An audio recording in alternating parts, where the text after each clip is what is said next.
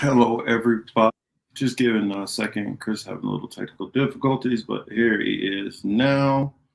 All right, let's see if the Rockfin is ready. Rockfin is ready for us also. Wow. Now we are back. Yo, what's up, This man? intro, if we get it started.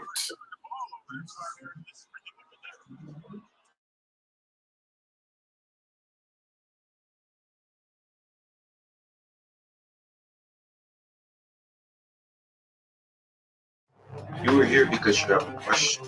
Really get down to understanding this political matrix. Out there, the stunt double. He walked out. He's got an oximeter on his back. I'm like, you gotta keep other. Marcus said on his other show. He was like, American politics is simply pro wrestling. He became afraid of everyone because people were reporting on each other. We're living out Minority Report too as well. And you know why? You know why we know that, boss? Because we've been reporting on it. Yeah, I know. All the black people in this country be willing to take a reservation. That's what the Nation of Islam was asking for. Put a couple of clips together.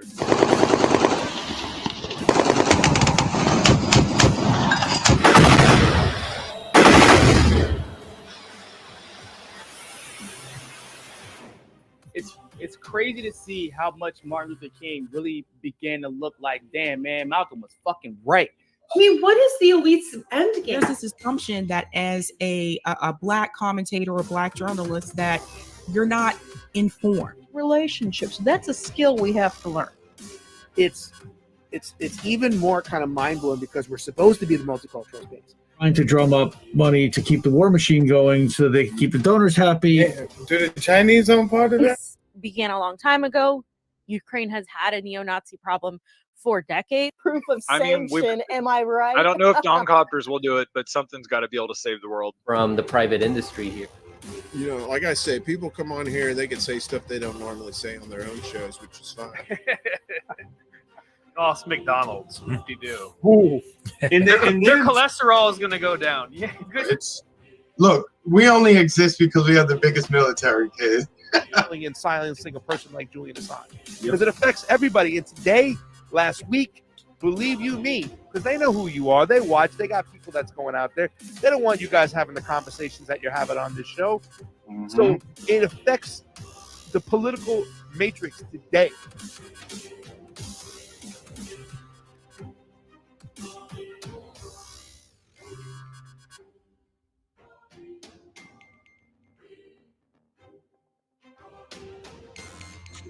Marcus, what's up, man? All right, we are ready now. Oh, wrong one. Switch.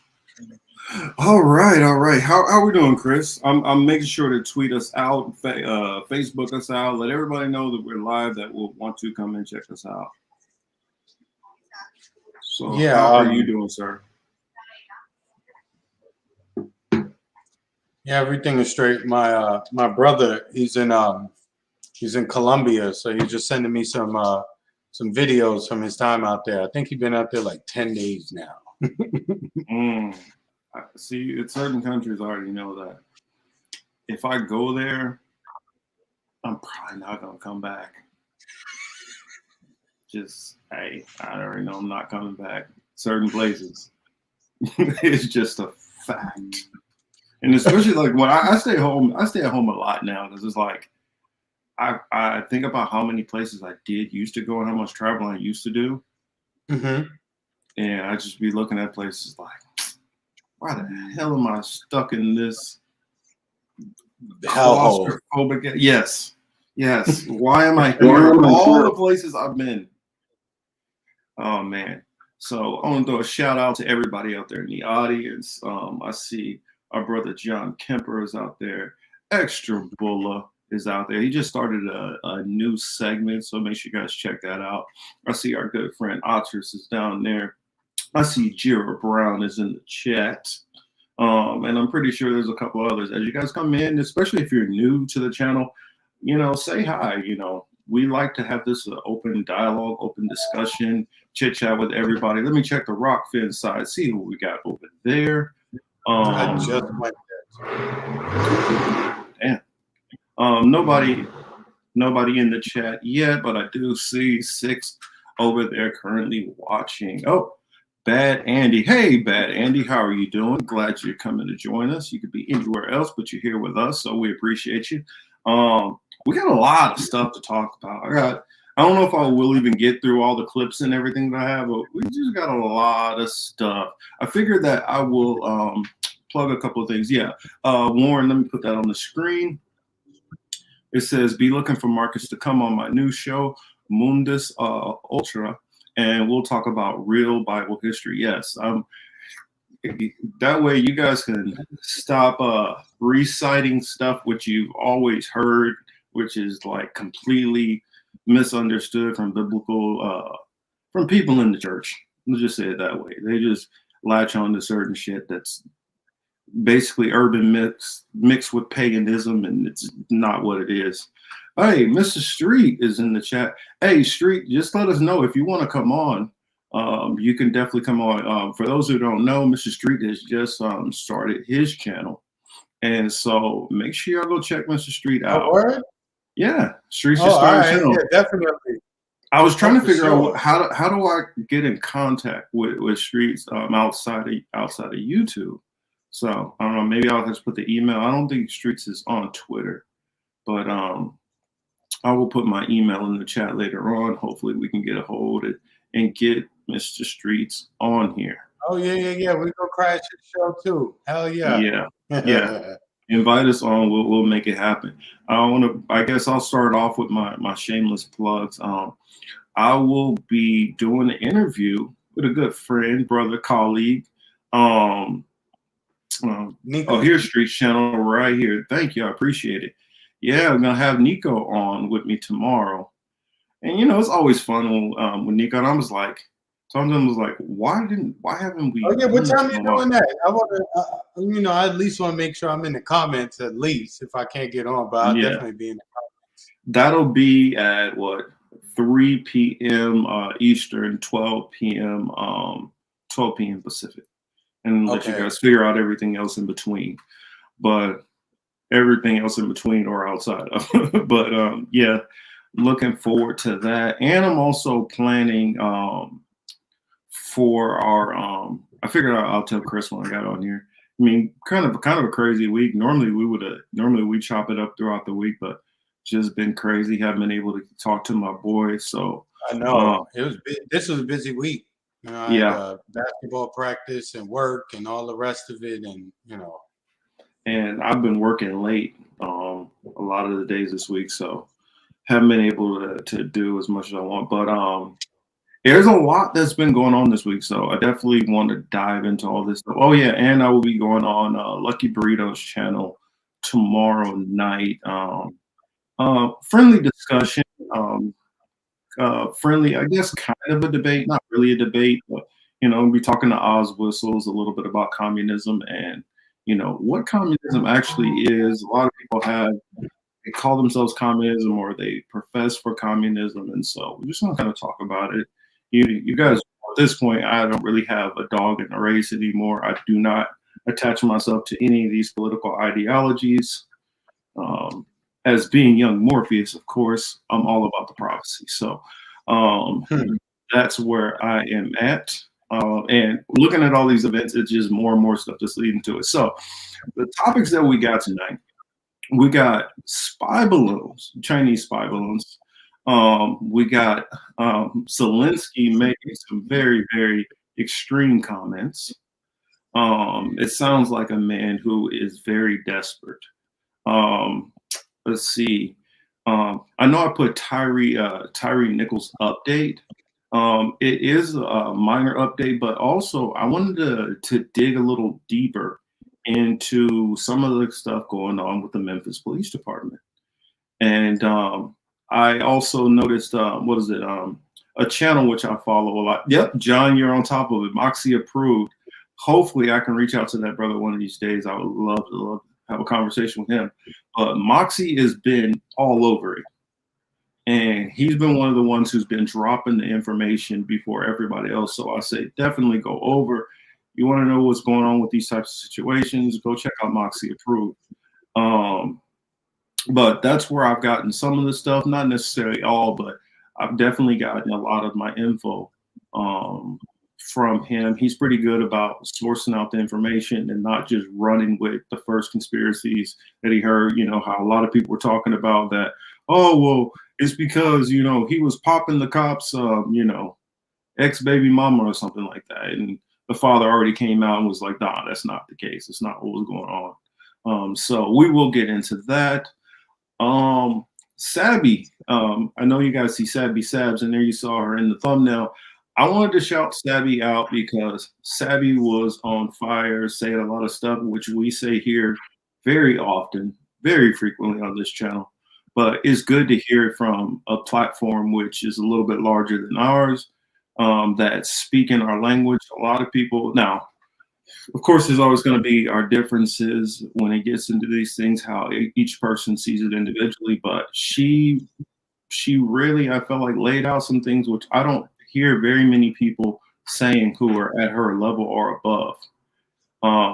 And so I wanted to talk about that. Chris, I will ask you this because you don't know what all I have on this one. I kind of hit him. For everybody who don't know, I hit Chris with kind of a cold open here. He's been following the subjects on his own separately, but normally I'll send him a link. We'll talk about it. I ain't told him nothing. This was like pretty much mostly me putting this together. So it's a lot. I have a lot going on. There's Moxie Approves channel again. Definitely make sure to check him out. Did you see they shot down that balloon, right? Yeah. We'll talk about the balloon. And let's see what else. And it's a lot of. Let's see. What were we calling it? Dang, I'm forgetting what we were calling it. Not with the serum stuff going on with the serum and the I guess we'll call it the plague for now. I can't remember what I was calling it before, but the plague and the serum. Yeah, it's some stuff going on. You guys saw that Gates in there, but there's stuff that I want to mention. And even though I don't feel it should be controversial, I wanted to run it by my co-host here. See, Chris, should we go to the Rock Fan for that segment, or you think that we could probably thread the needle on that one? Yeah, I mean, we've been doing it long enough that we can do it smoothly without, you know what I mean? Okay, cool. So we'll keep it on that. So let me, because you already brought up the balloon, and so I like that street snake bite and snake juice. That's yes, from the snake oil salesmen. Yes. For real, right? Exactly. The snake is perfect for that. So let me pull up the clip. I got a lot, man. It's like I got a Mac 10 with an extended round today. I got a lot of clips. Let's see. The Knicks are killing me, man. I don't know how I'm still a fan of them, but whatever. Hey, well, I mean, I put it this way: I got respect for people who at least can keep loyalty to their teams. So a lot of people who don't. And speaking of which, who you taking next week? Philly? Man, I'll pop you upside the head. You know better than that. Ain't too fucking ass Philly. So Marcus choosing Philly, y'all. Man, please. I couldn't even go home if I did that. I could not. Man, please. My old mama wouldn't allow me in the house. I'll pick Philly. That's funny. She'd be like, She's like, no, I already got to deal with Mike, his old skeptical, doubting ass. I can't have it for my son too. See, here we go. Warren talking about, is KC gonna bring the rest of the Super Bowl? Well, the Bengals could. They still have plenty of opportunities. They lost that game on their own, fair and square. I mean, there was one segment where it was kind of bad officiating. I'll say that. But there was bad officiating throughout the whole entire game. It wasn't just that one segment. So they literally gave them another umbrella. I don't know. I might have to bring up that umbrella video and break that down bit by bit. Yeah, Streets is gonna be Rihanna. But let's see. Let's put John, you don't watch any sports? Oh shoot, let me fix that. Oh, okay. Oh, sorry, fix. But yeah, I wanted to put this on the screen. I'm glad you put this up first. Yo, they had the balloon with the Chinese with the shrimp fried rice attached to it. Yo, I was dead. I didn't see nothing else. You didn't see what I did. You must not saw what I did. No, I did. Okay, I'm gonna look for it. But yo, they really had that shit with the container with the shrimp fried rice. Yo, I'm dead. Wow. Like I didn't need to say anything else. So for those who don't know, I don't know how you could not have known. They made this like literally the top story like worldwide. Yo, I mean, it's a bunch of bullshit again. Well, and as you guys know, the second Chinese balloon, China, was seen flying over Latin America days after a similar balloon seen in the U.S. So the interesting part about this, let's we don't really need to read it, but for those who don't know, it was a balloon that was floating in U.S. territory. It came across, from what they say, through China.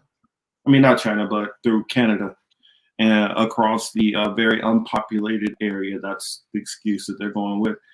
And it came across, and then it took actually for people on the ground to be like, yo, what the hell is that in the sky? And then, DOD was alerted to it. And then they realized that, oh, well, we got a Chinese balloon up in the air, according to the story. So, Chris, your thoughts on that? That's what they say, the official story, but, hey, Dingo, how we doing, sir? But, yeah, your thoughts. Here's the thing. There's a couple ways to look at it, right? But I'll just get to the most important one. I think it's bullshit. Number one, it just all falls in line with the China's the enemy, and they're always doing something to us. They want to go to war with us. Blah blah blah blah blah.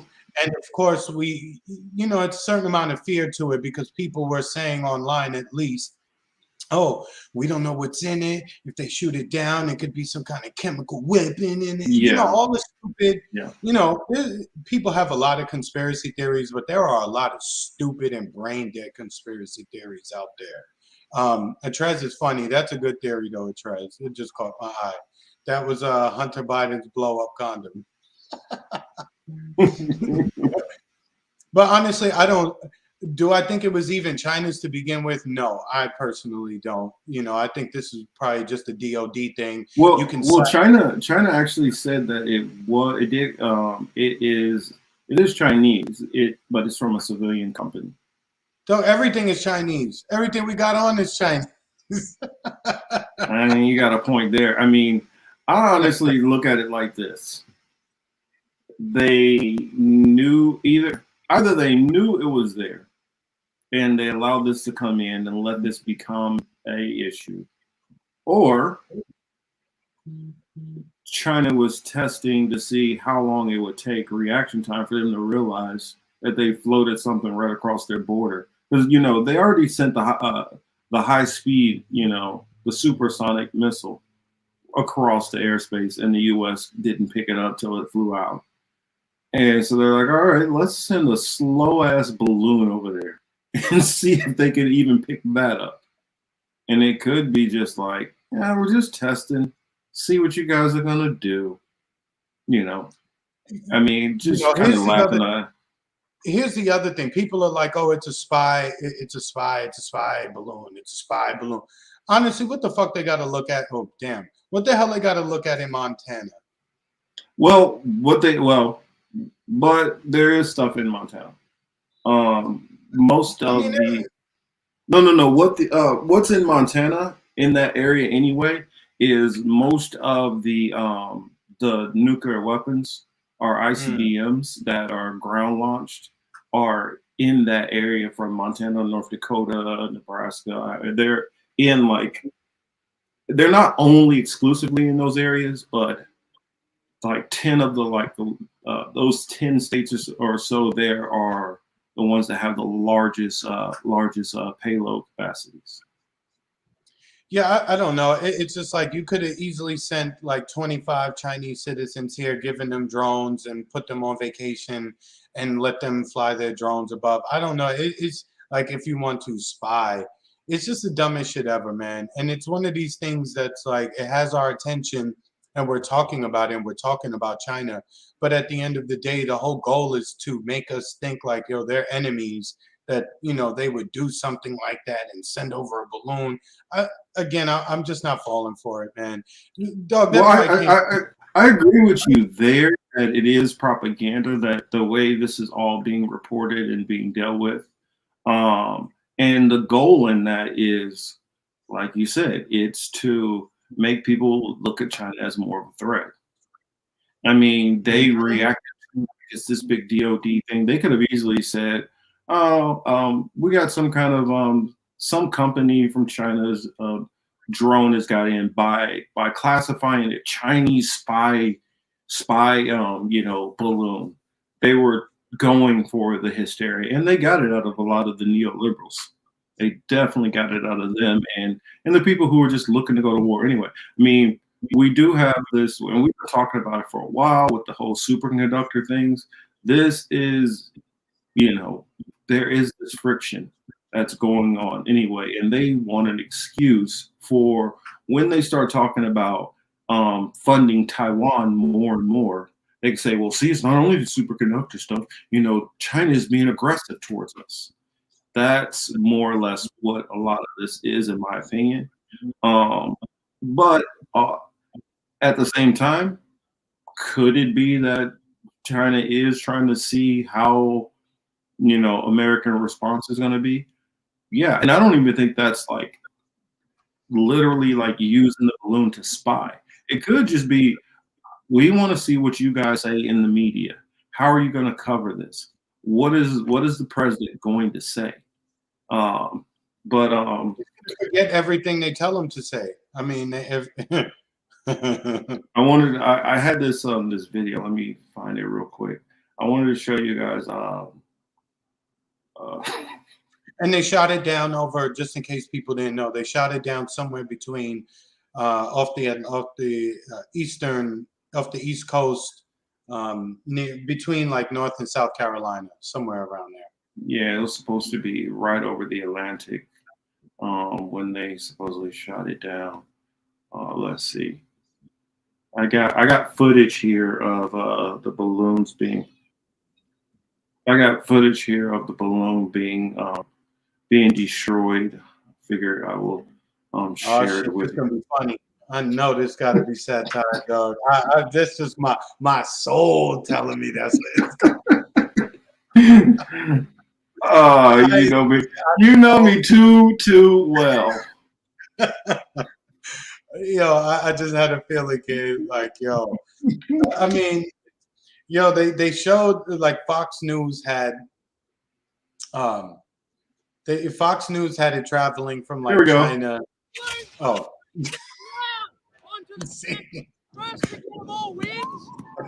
More wins. Yellow onto the shotgun. Oh no! Oh back! Oh carnage! Oh dear! Red's got a lot to do here. Red's got a lot to do. That's what's going on here. On to the final clusters. 250 each. They're destroying all these balloons. Look at them, they're red and yellow too. Destroying all these Chinese balloons. Oh man! Exactly. Who's gonna go? Oh, yellow's down. Yellow. All right, I can stop it. So many. Who's gonna get there? Yeah, I couldn't take it serious. I couldn't take it serious, so I had to do that. Again, y'all forgive me for my corniness, I guess.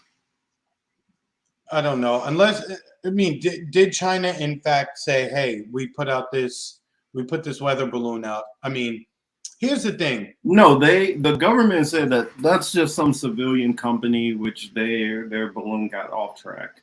That's what the official story out of China is. Correct. So here's the other part, right? So the United States allows Russia to meddle in their election, and they allow China to fly balloons in our airspace. These are all things that should be considered as acts of war, and we haven't done anything. Not that I want anything like that to happen. I'm just saying, you're telling us, yo, homeboy slapped us in his face, we got to go fight, but I don't see no hand mark on your face not red, you're not breathing heavy. So your story sounds very suspect to me, and you know what? I'm calling bullshit. Yeah, let me show you guys what I got on Twitter. Margaret Kimberly, she put this out, hilarious. It says, bro, you see this? Best air defense, LOL. Hold up, I got a line and you got Kim Jong-un on there. Oh, I thought that was hilarious. Where's the one that I did? Oh, man. Well, you got to switch your joint to dark Twitter too. Yeah. Oh, that's right. It's on my other account. Also, by the way, it is on. I gotta set this up so I can type a little better. That's right. It was on my other account. Let's see. Oh yeah, and by the way, I was live on my other channel, which I haven't done in a while. Man, there's so much crap here. Let's get down to it. I want you guys to see my handiwork here.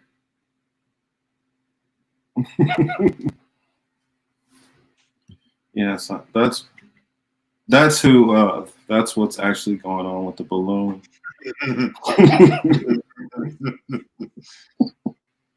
And then I was like if you guys look close, really close, you know, you got sitting on the moon. As you guys can see, I wasn't taking this very serious. How much money did we spend to shoot that balloon down today? That had to be a few $1 million, right? Oh, definitely. Let's see, Street. You said that picture on. Send it to me. Street. It's a little easier for me to find that way. It's weird when I get on this desktop. I don't, well, laptop, whatever. I'm not as coordinated. Yeah, Joe got dressed up. So yeah, I mean, I'm not taking this situation very seriously. Outside of, it's only a couple of different things. One,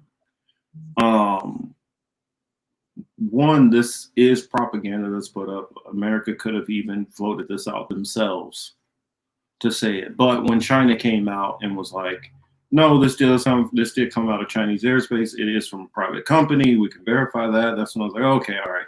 The U.S. didn't do this, which I assumed that they probably did. So that lead me to the next conclusion that, okay, you just sent it to the live, right? Let me go over there. Back. So it led me to the conclusion that it is possibly them just trying to test to see where they're at.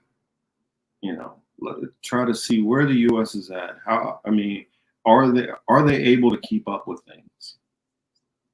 You know, and it's kind of, I mean, that should be embarrassing to the U.S. that they didn't pick up on this, that they needed for regular citizens to alert them to what was going on. What's up, Jimmy? Let's see, which chat is it in? I'm looking for a Street. Yeah, I'm looking for it. I did not see it.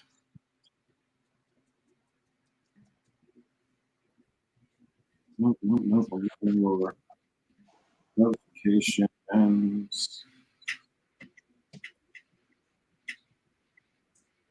More balloons. Let me check under this one, see. Nope, I'm not showing anything Yeah, I don't know. That's weird. Hey, Jimmy, I see you out there. Yeah, I talked about the one dingo that's over South America. Also, that was the second one. Yeah, I thought I saw that headline in. I thought I saw the headline when you pulled up the other screenshot that pulled up. Yeah, that was from the second one. Well, and this So is a again- good point that John brings up here. It said that makes our airspace seem unprotected, which Correct, John. in actuality, So- our airspace is unprotected. The only protection that we actually have is if radar picks up something and they scramble the jets. But if you go high enough in altitude, you can go around our sensors. Just being honest. I see Baba in here. Good to see you, Baba. Baba, what's up? You know, John, our airspace is unprotected and our elections are able to be messed with, you know, and we're supposed to be the leader of the free world and we can't even do those two things. You know, of course, I say that sarcastically because I don't buy into the Russia influenced anything. But just based off the things that we've been told in the media over the last, like, you know, three plus years, why would anyone think that we're ready to lead anything if we can't even do the basics here? You know what I mean? Like I said, I just hate the stupidity. You know what I'm saying? That the insult to intelligence is what really like works my nerves. Well, the thing which I've been kind of saying is, Indy, what's up, man? Good to see I've you. been saying that the U.S. is it's and this has been going on for a very, very long time. They are still trying to pretend to be strong when they're weak. And they've been playing this game for quite a while. It's a giant latex balloon. Hey, I see Indy in here. Warren, Colin, and Greg told everyone to sub and watch you later. I appreciate that. That's definitely appreciated, Indy. I think what it is it just shows that the U.S. has kind of been bullshitting for a long time. A lot of our leaders, they definitely believe that they can't be touched. And the reason why, I don't know if you guys remember, but when we were talking about, what was that movie, Up There or something like that? I can't remember. The Netflix one, which Elle couldn't stand. You know which one I'm talking about, Chris? Or anybody in the chat? You guys remember? It was like Jennifer Lawrence. It was something about an asteroid that was coming. The reason why I thought that it was decent is because it showed stuff which I don't look up. Thank you, Warren. It shows what a lot of people fail to realize, that a lot of our politicians are extremely egotistical and arrogant and buying into their own propaganda. And therefore, because of that propaganda, they do not believe anything can happen. They're like, well, we're thousands of miles away. It wouldn't even make sense for anybody to attack us over here. They couldn't have reinforcements, blah, blah, blah, blah. All these different things cross in their mind why the U.S. cannot be protected. I mean, why they can't be attacked. And it has nothing to do with because they have this great air defense system or anything like that. What it has to do with is just pure hubris, that they just don't believe that it can happen. So It's the here's same the thing. thing We with can help Pearl Harbor. Marcus, think of it like this, right? We can help a particular country with their Iron Dome, but we don't have anything like that for ourselves. Well, that's the thing. Everything that they tried to build like that never would work. Yeah, because and the Iron Dome, that's not even a catch-all. I mean, you send something big enough, and it's going through that little Iron Dome anyway. That's the reason why. If Israel did not have the U.S. backing it, they would already be blasted off the map, because Iran is strong enough to thump Israel right out of the way if they wanted to. But they cannot, because they have to. It's not just a battle of fighting Israel. It will be fighting Israel and fighting basically all the NATO members. That's the issue. So Street says, do you guys think there was an explosion related to the balloon in Montana, press is now playing it. I don't. Dingo says just shoot it down with the Jewish space laser. Yeah, I mean, I don't. I think that this is extra theatrics that they're putting onto it. They probably knew very well what it was. They probably knew that it was from a Chinese civilian company and intentionally treated it like it was this national security threat. Thank you, Marcus, for saying that. Mm-hmm. That's what I believe. I believe that, I mean, could it have gotten into their airspace? Yes. And they not know. But the fact of them, I mean, it's not what it's being made out to be. I'll say that much. Also, I see Anthony has hopped in here. He says, hey, everyone. Thanks for bringing me in here, Indie Fam. Well, we appreciate you, Indie Fam, for bringing you over here. Hopefully, we can give you an entertaining and informational / educational show. Indy, that's the same thing I was kind of echoing. I said it was done to see what everyone would do. It wasn't done because they were trying to actually surveil what's going on. I mean, with the actual equipment, it was done more or less to see a response, see how the U.S. responds. Would they shoot right away? Would they wait and shoot? Would the population get all up in arms? Would it spook them? Would they get scared? It was all about just trying to test. Yes, just to fuck with us. Baba makes a great point here that I was going to say something similar. Yeah, go ahead. No, she says, I mean, look, China has tons of lands here. They have their own police force to watch the Chinese citizens living in New York City, right? In addition to that, they're in the financial spaces, they're in real estate spaces, they're in corporate spaces. If we're talking about espionage, there's lo-fi ways for them to get information besides putting a balloon in the sky and slapping "Made in China" on it. You know, it's an insult, and again, it's meant to get us to think about China in a negative way. But I mean, I'm just like, you could do so much other shit other than just a balloon. You know, I don't know. Jimmy says we play those. Let's see what we can get away with. Games in the Pacific Ocean all the time. There's nothing new. Yeah, there's pushback that's going on, and I really think that. Well, because I know everybody doesn't agree with what I believe, but I believe that we are pushing closer and closer towards World War III, and it's only a matter of time. I mean, even if you just look at it from a financial standpoint, the whole superconductor war. I mean, I literally listened to Biden make the argument. Yes, we do support and we do believe in the one China, but if they invade Taiwan, well, if they're one China, how is that an invasion?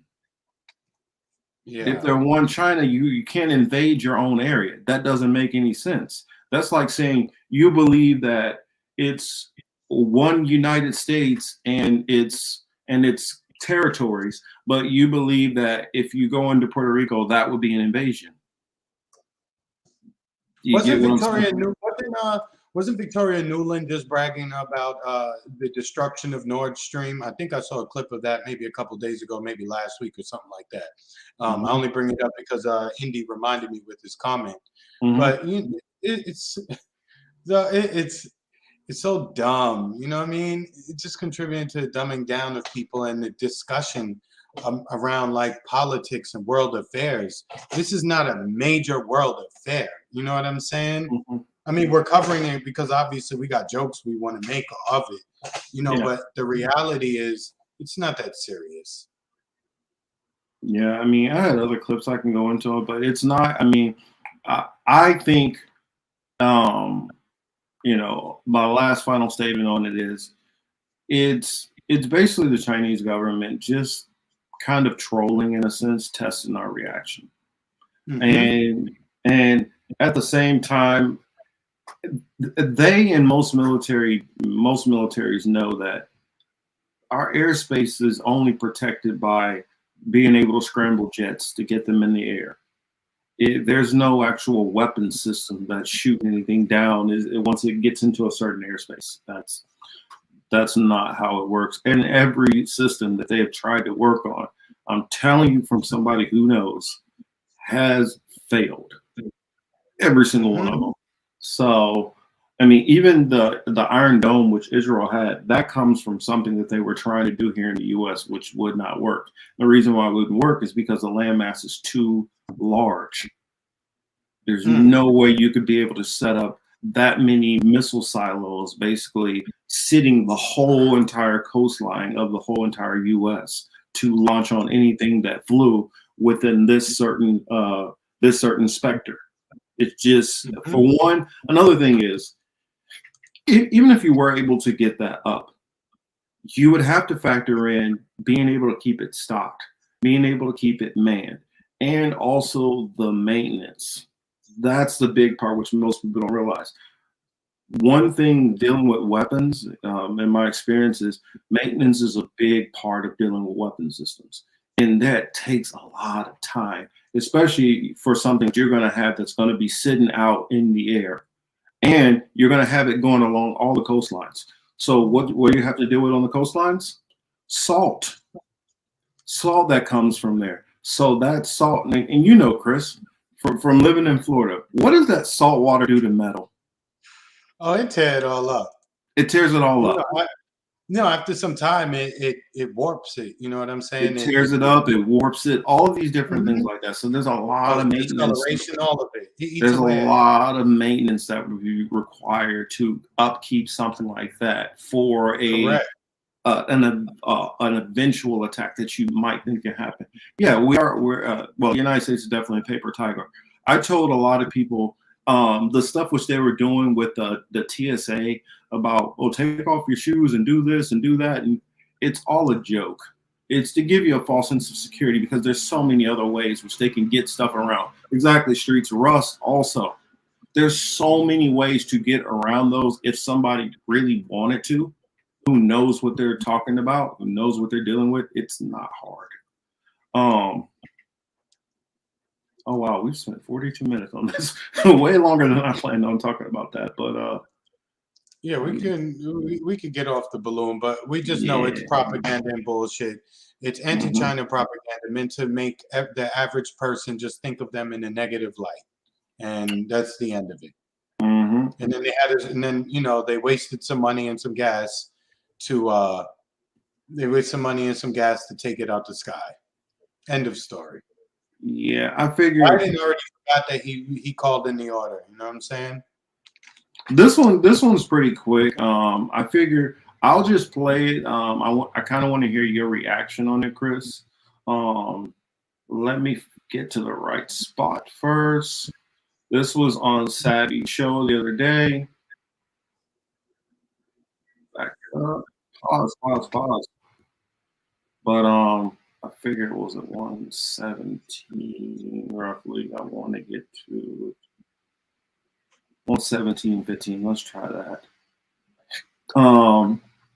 And she was, as Deacon would say a lot of time, am I talking good? She was talking good. So, when I hear somebody who's out there, talking about it, I like to give them their flowers.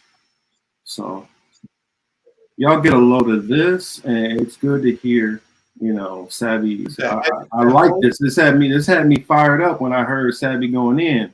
You to really focus on is this. This is why I say we can't look towards one person to be a hero. I think we need to focus more of our efforts on something like what Shama Sawant's organization is doing. Workers Strike Back. We need to focus efforts on things like that. Maybe you can join Socialist Alternative as well if that's something you want to do, but you got to have something happening on the outside as well. But a lot of Americans, they're still sitting around looking for a hero. A lot of Americans still believe that there's that one person that just needs to run for president and everything is going to be better. I know because I was one of those people, because I believed that Bernie Sanders was going to be that person. I believed that Bernie Sanders was going to be the one to make it better. And years prior to him, I believed that Obama really meant what he said when he said hope and change. And I wanted to stop it real quick and get in there because I don't even believe in Kshama Shawart's plan. I mean, you guys know I don't. I've completely given up on the system. But for those who haven't, I mean, some of the stuff which Sabby is talking about, you guys need to be looking at those different other alternatives. But what I wanted to say is there are still far too many people out there who are thinking, oh, if we can just get this person to run, or maybe we can get Bernie to still run, and maybe we can do this, and we can get this one candidate, and we can take back the House. I mean, come on, people. Come on, people. It's not hard to do the research and figure out what's going on. But I'll let Sabby elaborate a little bit more, and you guys will see what I'm talking about. Yes, we can. But then when they get there, they all end up being just like the predecessors before them. Because at the end of the day, it's corporate money that controls the parties. So instead of most of their interest being invested into the American people, most of their interest is invested in their donors and corporations. And then you have entities like BlackRock and Vanguard that own all the corporations. So you see what I'm saying? You really have to go to the tippity top. You have to climb all the way up that mountain and see who's really at the top. And when you climb up that mountain, you'll see it's not Elon Musk at the top. He's rich, but he ain't at the top. It's not Jeff Bezos that's at the top. Again, rich, but not at the top. There is even more concentrated wealth. So if you have companies like BlackRock and a Vanguard, and they are shareholders with the media, and they are shareholders with the banks and other companies, and they're shareholders with big pharma, you just putting in another person as the presidential nominee, that's just one piece of the puzzle. You haven't cracked the rest of the puzzle yet because you still waiting on that one piece. And that's not the piece that's going to solve the puzzle. So this is why I continue to tell you, you can focus on arguing that right there. Who did this, which candidate that. And I continue to bring. Yes, sir. You know, shout out to Sabby if you listen or if you catch it. It's a great clip here. You know, the sentiment echoes things that you and I have said, right? And it's not about we said it first or anything like that, right? I just want to make it clear that's not what we're doing. Yeah, that's not what we're doing here. No. Right. And to the extent that people who are still talking about president, I even see Indy put The Rock. Chat, yeah. People are talking about The Rock, right? Which is funny in itself because I saw that too. The thing about it is you have to understand that anybody, including, and this is for the Trump supporters out there, hey guys, flash, breaking news. Your dude was allowed to run to president and become president because he was part of the system. He wasn't breaking the system. Sure, he broke a few glasses here and there, and his decorum was not what we're normally used to, and he isn't as intelligent as the other ones. Well, let me take that back. He wasn't as smooth and polished as the other ones. It doesn't mean that he wasn't doing everything that his masters wanted him to do. So if anybody's in that position, just know, and let's take it to Obama, Mr. Hope and Change. He talked all this shit on the campaign. All these people wrote to him, spoke to him, messages and all this other shit. He went in there and continued the Bush presidency. Just the only difference is he didn't commit hundreds of thousands of troops to somewhere in the Middle East or some other place throughout the world, in the world. So it's annoying to continuously hear people just say like, oh, if we can only get such and such. Marcus, right? You and I agree on a lot of things, right? Yeah. Dude, if you were all of a sudden being hyped up by the Democratic Party and being put forth as a candidate for president, I would say, damn, they got my man. I wouldn't think that all of a sudden that if you ever saw that, I would be like doing like little like is he kind of Twitch or something? I'd be trying to like give some kind of hey, I'm under duress. There's a reason why I'm doing this. Like they got a loved one of mine kidnapped in a basement somewhere.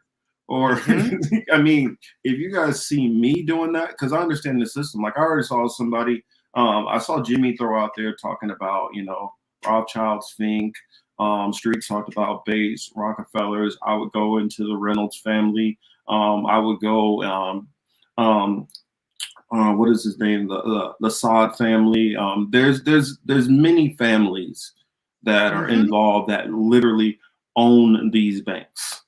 Who, like she said, you guys got to pay attention to who the hell owns BlackRock, who owns Vanguard, who are these people who are at these higher levels. I see Mona out there. What's up, Mona? Hey, Mona. But you got to look at who is sitting at the top of this stuff, because I remember when people were talking about, well, we'll just boycott the I remember when I was into the whole Democratic stuff, and I was like, oh, I'm a social Democrat. We're talking about years ago, back to the Obama years, early Obama years. People were like, all we got to do is go with the Koch brothers. How do you boycott the Koch brothers when the Koch brothers literally have their money diversified over thousands of companies? It's the same thing with I'm drawing a blank with the oil Rockefeller. With Rockefeller, when everybody think, oh well, they made him bust up his whole oil monarchy, or not monarchy, monopoly. No, he just diversified. And that's what all of these big time people do. And they'll say, oh, well, I don't have the money like that anymore. Yeah, because you're only seeing this one company. You're not seeing all these other companies that they own, all these other ways that they diversify their money, how they spread it out. It's a reason why they hold Davos over there in Switzerland. You guys know what else is in Switzerland? A lot of their banks. A lot of the lock boxes.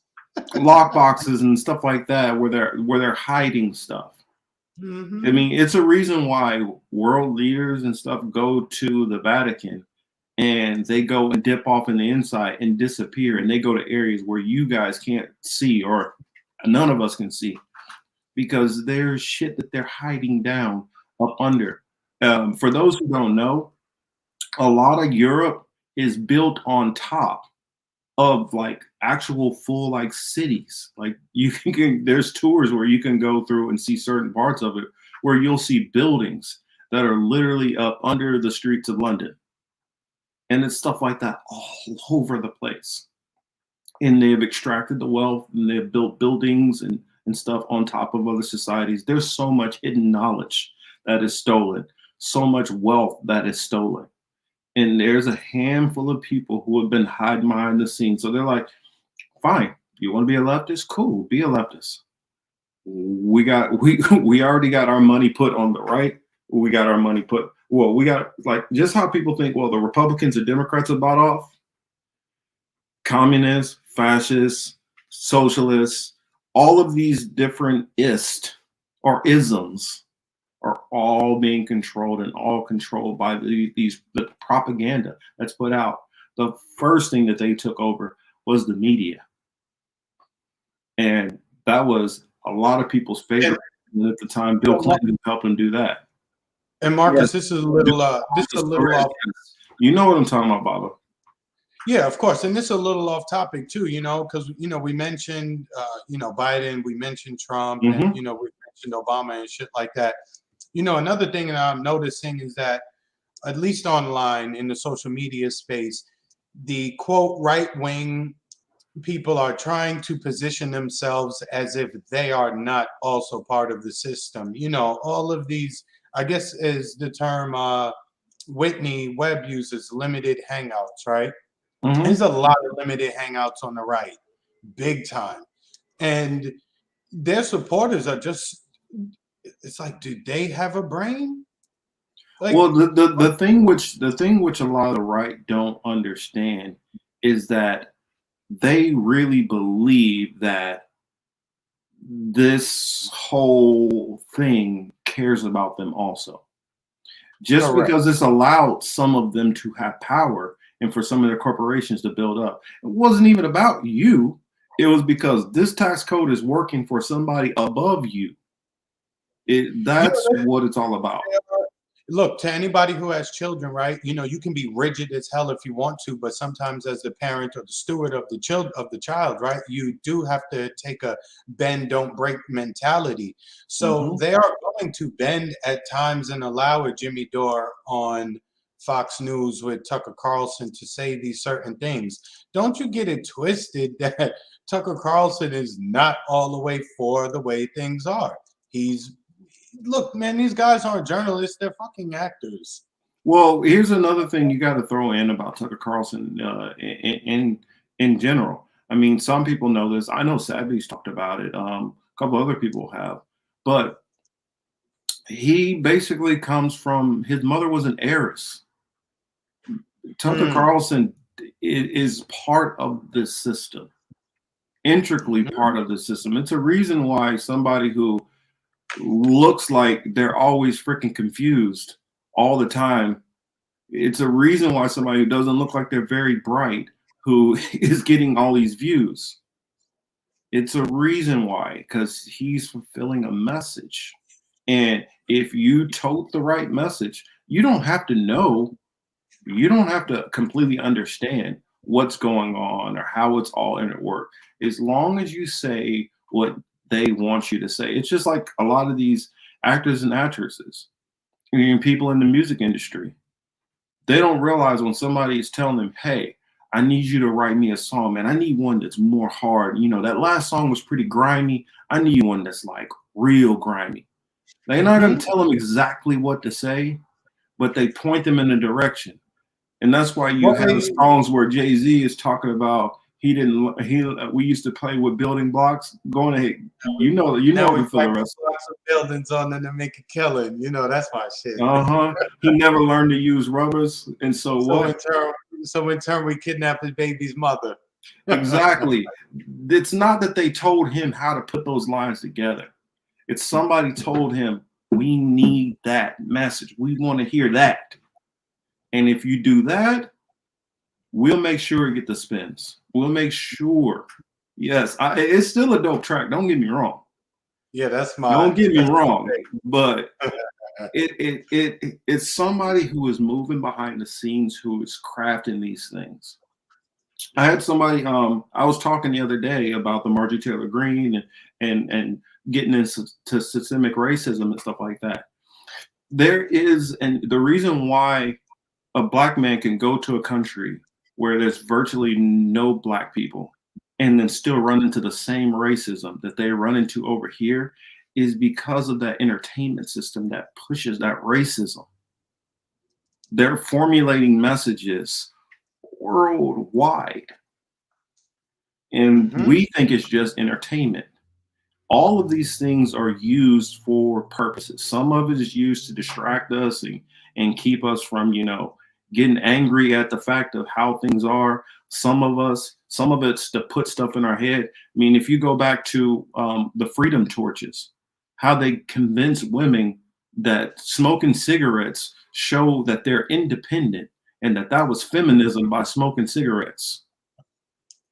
And take this cancer too while you're at it. Yes. Being free, take this cancer. Exactly. They literally were telling them, oh, well, if you smoked Lucky Stripes, or not Lucky Stripes, I can't remember, whatever. It's a specific brand, Lucky brand. If you smoke Lucky brand instead of Camel, that's actually safer for you. And these are healthy cigarettes. This is how the propaganda game works. And these people knew that they were lying. The same thing which they do with all these other things. It's a reason why a certain industry runs all these commercials, gets all these people to agree on stuff. And then there ends up being all these lawsuits later on. You guys see them, especially if you're watching TV in the middle of the night. For those who are dating myself a little bit, for those who be watching those certain channels and the commercials come on, and it'll start talking about, if you have this, call blah, blah, blah, blah, blah. The symptoms are runny nose, fever, diarrhea, itchy skin, and it starts going through all that stuff. You guys then you know start what I'm talking about things like this, and you can't even understand because they're telling you all the things that's going to go wrong with you, and there's too much to listen on the TV, so you can get back to your program. Exactly, you guys. This is not all accidental. This is all But coordinated. But Marcus, look. Yeah. You know what's funny? If you take too much Tylenol, aspirin, Anacin, etc., there is a possibility of side effects. But the the snake bite, that's just good. Well, what Gipper said right here. I remember those cigarette candies. I never can get the powder. The whole point of cigarette candies was to start getting the younger generation into the mentality of thinking cigarettes are cool and wanting to smoke them one day.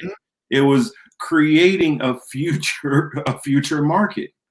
I mean, and when you go into it, a lot of people are like, yeah, that can't be. Yes, they literally data tested and looked up the information to be able to say, this can get us this many possible customers over the next 10 years. There's somebody who runs numbers like that. Yeah, well, we all used to use. I mean, and the same thing with the remember the chewing gum, the baseball stuff. It had a guy on there, a baseball player, with his jaw sticking out that far, and like he's dipping. You guys think that was just about chewing gum? It was about getting us to getting the mentality of possibly dipping, just like the pro baseball players were doing. I know it doesn't work for everybody, but I guarantee you it worked for somebody. But I'll play a little bit of this, wrap it up. Bring candidates onto the show. But at the end of the day, I do want you to understand that's just one piece. There are other things that need to be done. This is why I keep saying you need to get our corporate money out of electoral politics. I don't know what happened to Which, I mean, we do need to, but that's impossible. I mean, the system is way too corrupted. In Citizens United. Why don't people talk about that anymore? This used to be a big thing. It's not just about calling out Amazon. It's not just about calling out Walmart and Elon Musk and Jeff Bezos. Those are the easy targets, guys.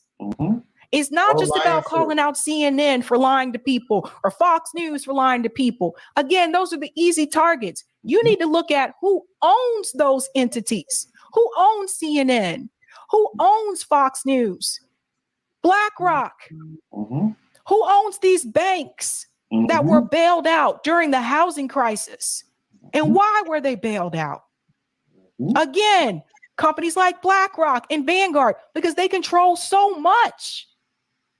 So until you, I don't know, take apart all of that, we're going to be playing the same game every election cycle. Right. Preach, Sabby. Preach. That's what I'm talking about. And the reason why I know that, and what I said about the Citizens Unite, the reason why that's not going to be taken down, and the reason why people have stopped talking about it is because they know that the electorate, the people who think like me, you, Chris, the people who know this like Sabby and others out there, they know that we're the minority. And they know that not enough people are going to take us serious in this information. Not only just us, I mean, our chat, everybody out there, you guys all know this stuff. They know that the masses are not going to ever wake up and listen to us. Therefore, keeping the system intact. And that is the point. Baba said, I was proud of Sabby for this. I was proud of Sabby too. I was like, you go, girl. That's what I'm talking about.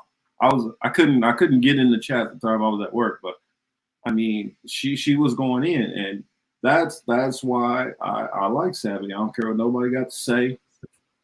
I like Sabby. No, I mean, it's nice to see people who really and truly believed in the electoral system, like, really take it in. Yeah, come out and wake up to it. Yeah. And accept the fact that, okay, you know what? I used to believe in this. Now that I've educated myself and properly informed myself, that I can now look at this for what it is. It is all theater. It's all fake. And that the people who really do need the smoke are not anybody who is on TV or on Twitter, you know, shit like that. You know what I'm saying? These are the people we don't know. I mean, yeah, we know the names of the families and shit like that, but no, it's going to be the board members of these companies. You know what I'm saying? These unknown faces that just like to stay silent. Not all of them, you know, have a hard on for wanting to be famous or infamous, rather. You know what I'm saying? They just want to like do what they do and skate under the radar. So I wanted to show this. I guess I'll roll into some of this because Biden, he put some news out that they want to get back to. They want to drop a lot of the travel restrictions that they put on during the pandemic. And so, oh, you heard COVID's over in May, by the way? Well, here, this is something that I saw that's local, and this is a big sign to me that, okay, maybe things might be, maybe they might be about to chill out on this.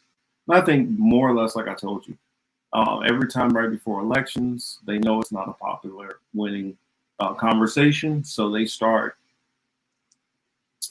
backing down from it more and more and more. So let me put this up here. This says California won't require COVID-19 vaccine to attend schools. Children in California won't have to get the coronavirus vaccine to attend schools. State public health officials confirmed Friday. Let me read that louder, so just in case YouTube doesn't get it. State public health officials confirmed Friday, ending one of the last major restrictions of pandemic in the nation's most populous state. So this is something that state legislators have, and this right here, published one day ago. I don't know why this is out of Sacramento, but they put a from Jack's floor. But anyway, this is my little site I go to. It's one of my sites I go to for keeping up with different news articles. For those who are not familiar with it, let me go back to it. It's called Ground News.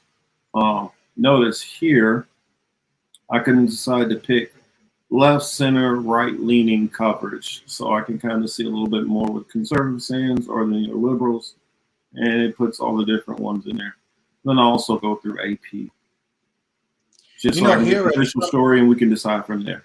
But yeah, Marcus, you know, unfortunately there's some employers even here in Florida in 2023 who are still requiring the vaccine for employment.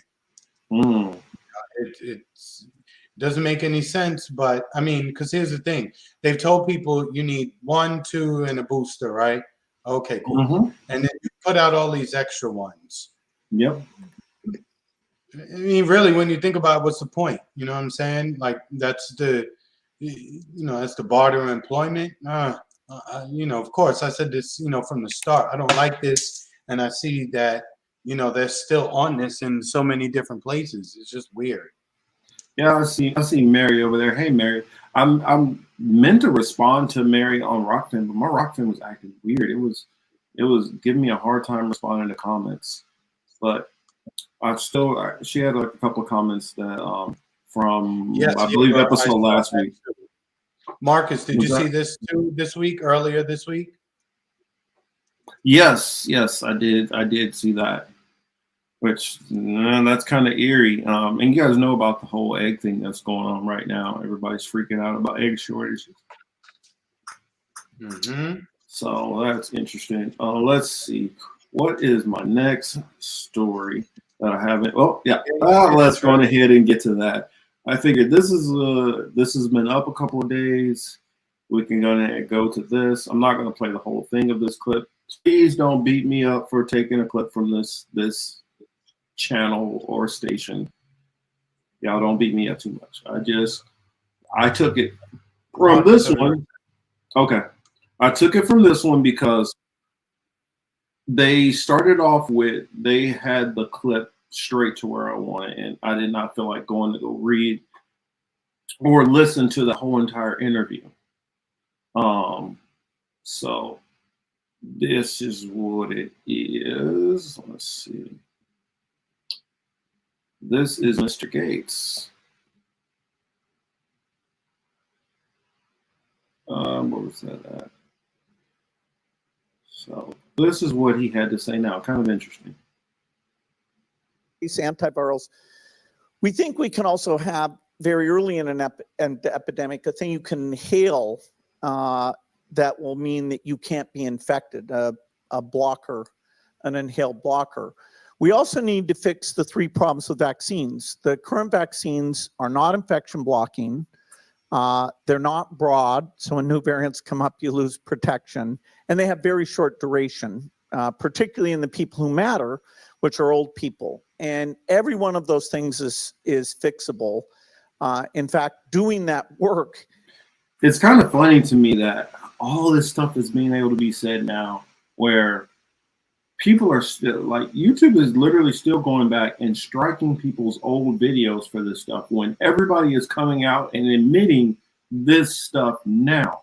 I mean, it's I don't understand the disconnect that's going on. I mean, you literally got scientists and people from the health department who are coming out and saying, okay, basically what all you people were saying back then was correct, but you still have like YouTube who is going after people for it, even though the science is now agreeing with us. It's wild, but let's continue. Is going to help vaccinology very, very broadly. That was Microsoft billionaire and philanthropist Bill Gates speaking on the coronavirus mRNA vaccines at a Lowry Institute event in Australia. Robbie, what do you make of that? First off, this weird kind of glass onion-esque allusion to an inhaler that will block COVID transmission seems to be in the works. They do have that in Glass Onion. Yeah.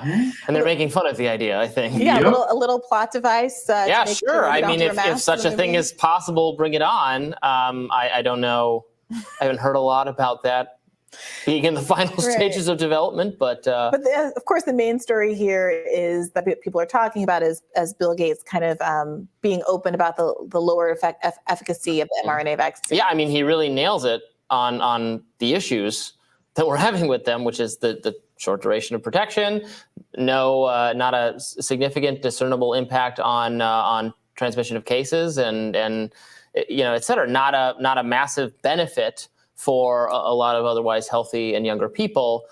Bill Gates was a major, I think it's fair to say, major proponent of mRNA vaccine technology. He was an investor in BioNTech, which developed the mRNA vaccine for Pfizer. We were just doing some digging, and we see that he actually sold a lot of those shares at how much profit was that? 10x.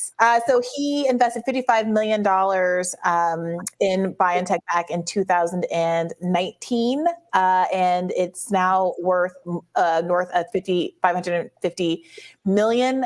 He sold some stock. What was it in at the end of last year? I believe it was with the share price over $300. A share, which represented a huge gain for him over when he invested.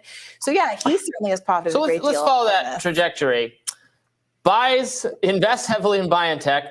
mRNA vaccines, great. This is the future. This is, he talked about the vaccine timeline and how, we could develop it faster. We might have to cut some corners on safety, but it could be developed faster. All in, sells it, makes a huge amount of money. Now it's like, yeah, it's a little, it's okay. It could be better. But what we really need is this breath spray. Yeah, when you put it like that, Robbie, it doesn't sound.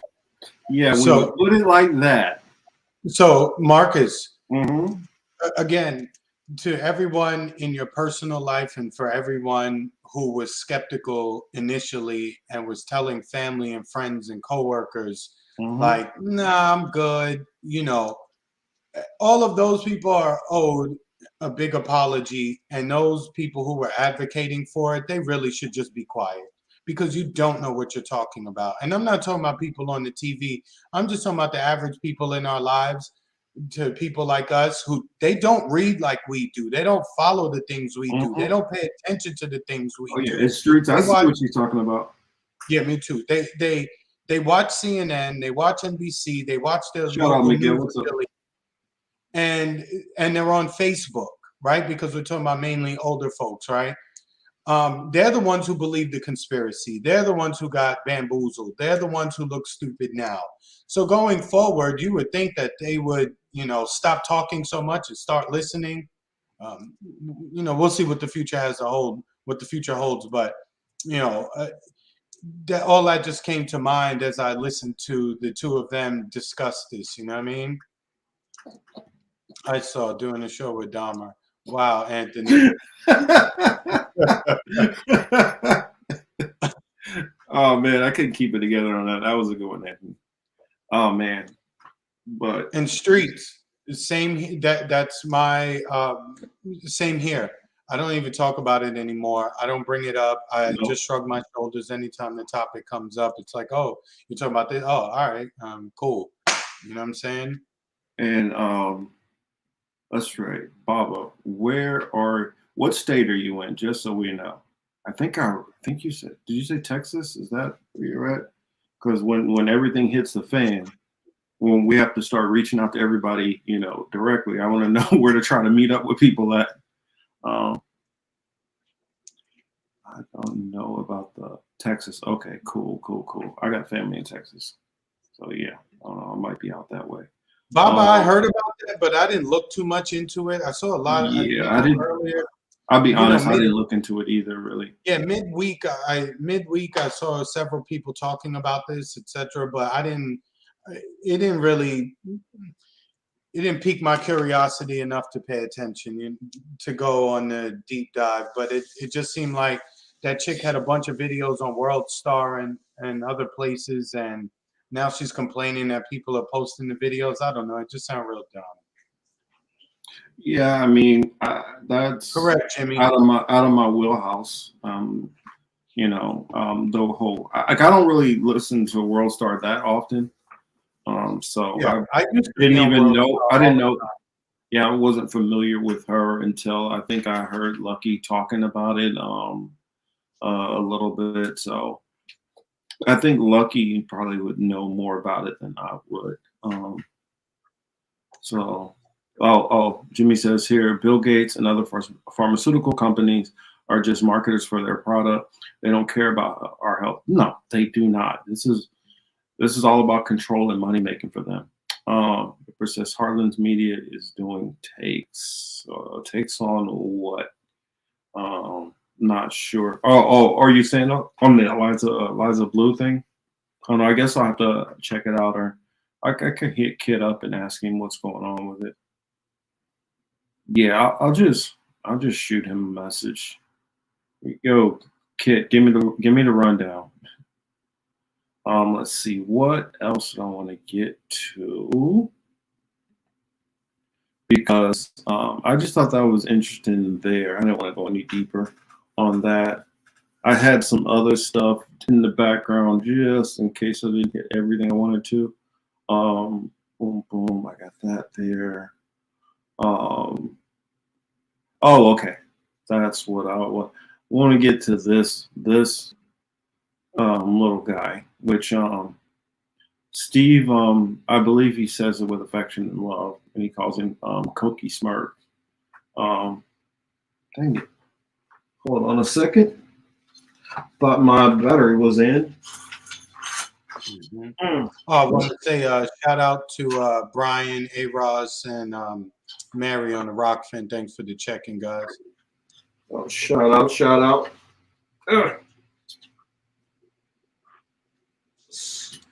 Sorry, I didn't have my I got it plugged into the ground, but I do not have it plugged into my laptop. And my bad.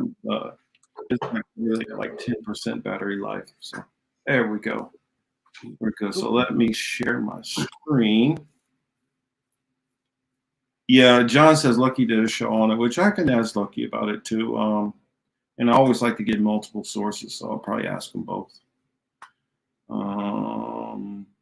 You have an email, Marcus, because the fan, that's a big deal. I definitely want to stay in touch. Yeah, I do have a ham radio too. Okay, yeah. Here, I will put my email in the chat. That way, any and every one of you guys can get a hold of me. And then from there, also, when stuff starts getting a little crazier, you can ask plenty of people out there. I do give out my number to a lot of people, but I'm not crazy enough to put it out here in a live stream. Yeah, nah, because you'll have. I'm very accessible, but I don't want to be too accessible, you know. I'm not like some of these people where you can message them and maybe 6 months later they might finally see your message. I see everybody's messages, you know, within a day or two max. Yeah. Oh, yeah. It's some new stuff going on with the whole moderators thing. So be a little careful. It's a little itchy trigger right now. So let me put this interesting guy up here. Chris, did you see what the Democrats' beloved president, their favorite foreign president's been saying? No. Yeah, I won't bury the headline, or I can't remember what it's called. Bury the lead. I won't bury the lead. Oh, yeah. I forgot. Yes, he's the leader of the free world. Yeah, let's go back and see what this guy just says. It's a reason why and I got some commentary that I want to say about it, but let's look at what this guy is saying. And I'll go ahead and read it out. Actually, I could probably just mute him and read it because it's in push button. We are not listening to him. Yeah, it says, what should NATO do? They can use nuclear weapons on Russia, but what is important? You can't. I don't even know how he just skipped by that. They can use nuclear weapons on Russia, and then just skip by that like that was nothing. Well, what is important? Let's see what's important, Mr. Zelensky. You cannot cancel my TV show. I once again appeal to the international community as it was before. Oh, back up. Man, why did the other part go slow? But that was fast. I once again appeal to the international community as it was before February 24th. We need to launch preemptive strikes so that they know what will happen to them if they use it and not vice versa. So as of right now, this guy is literally talking about genociding a nation. Oh yeah, that's nothing. We just nuked them, and and we just nuke them again. This guy's talking about genociding a whole nation, men, women, and children, committing a mass genocide preemptively, as if there's going to be no consequences to actions like that. But let's continue.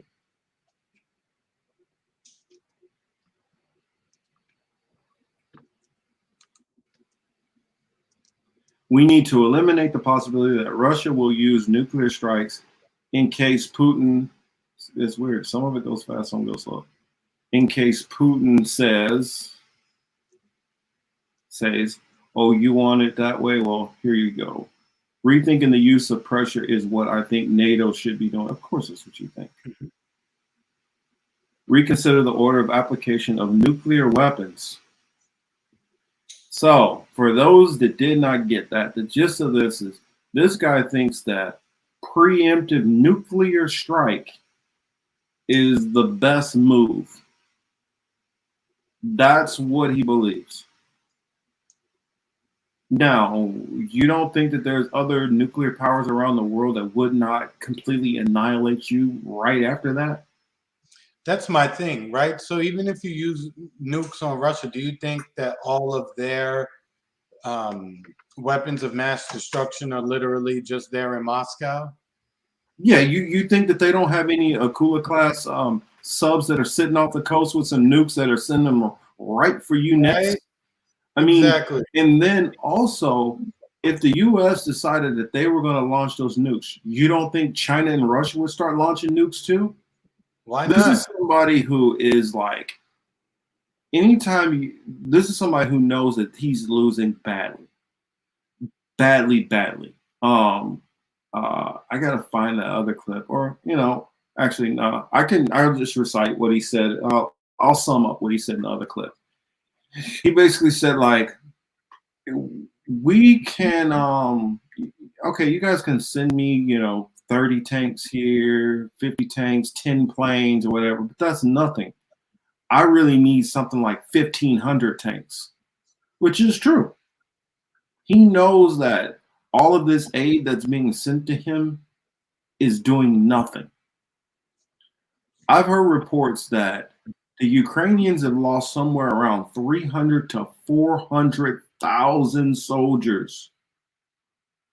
He has sold his daddy's laptop at the crack house too, right out of the garage next to the Corvette. Yeah, I mean, this dude is literally going to, when they say that they want to fight you, they want to fight Russia down to the last Ukrainian.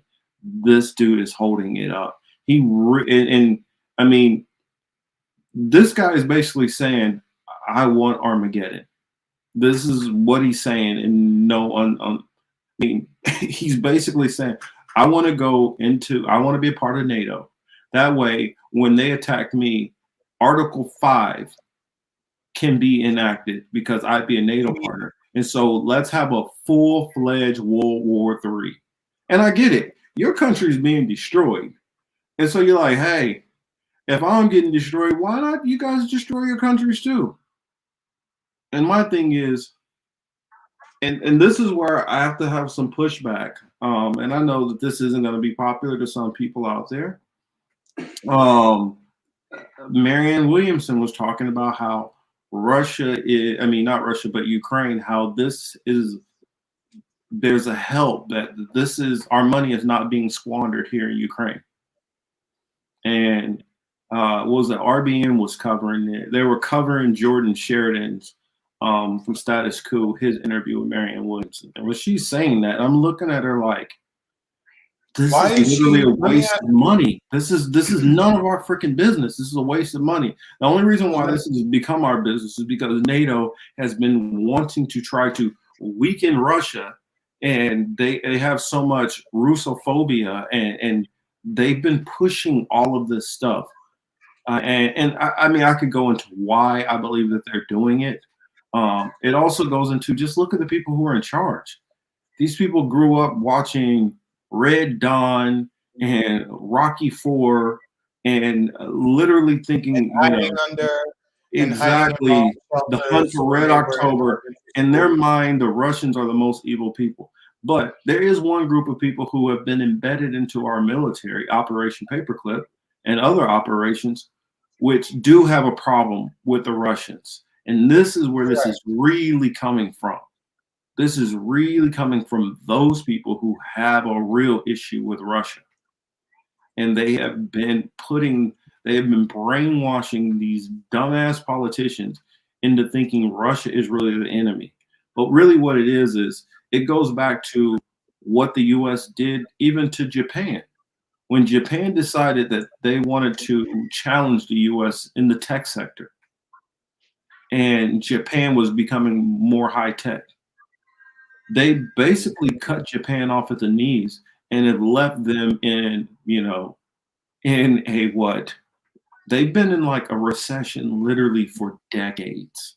Yeah. Not able to get out of this because of what the US did. The US, their mentality is, we're not going to try to compete with you. We are going to make sure you can't compete at all. And so that's the issue. They want for it to be no other competitor, so that there is no threat at the hegemony. And it's not even a military threat. They don't want somebody to just financially be able to do better than them. That's where this issue comes from.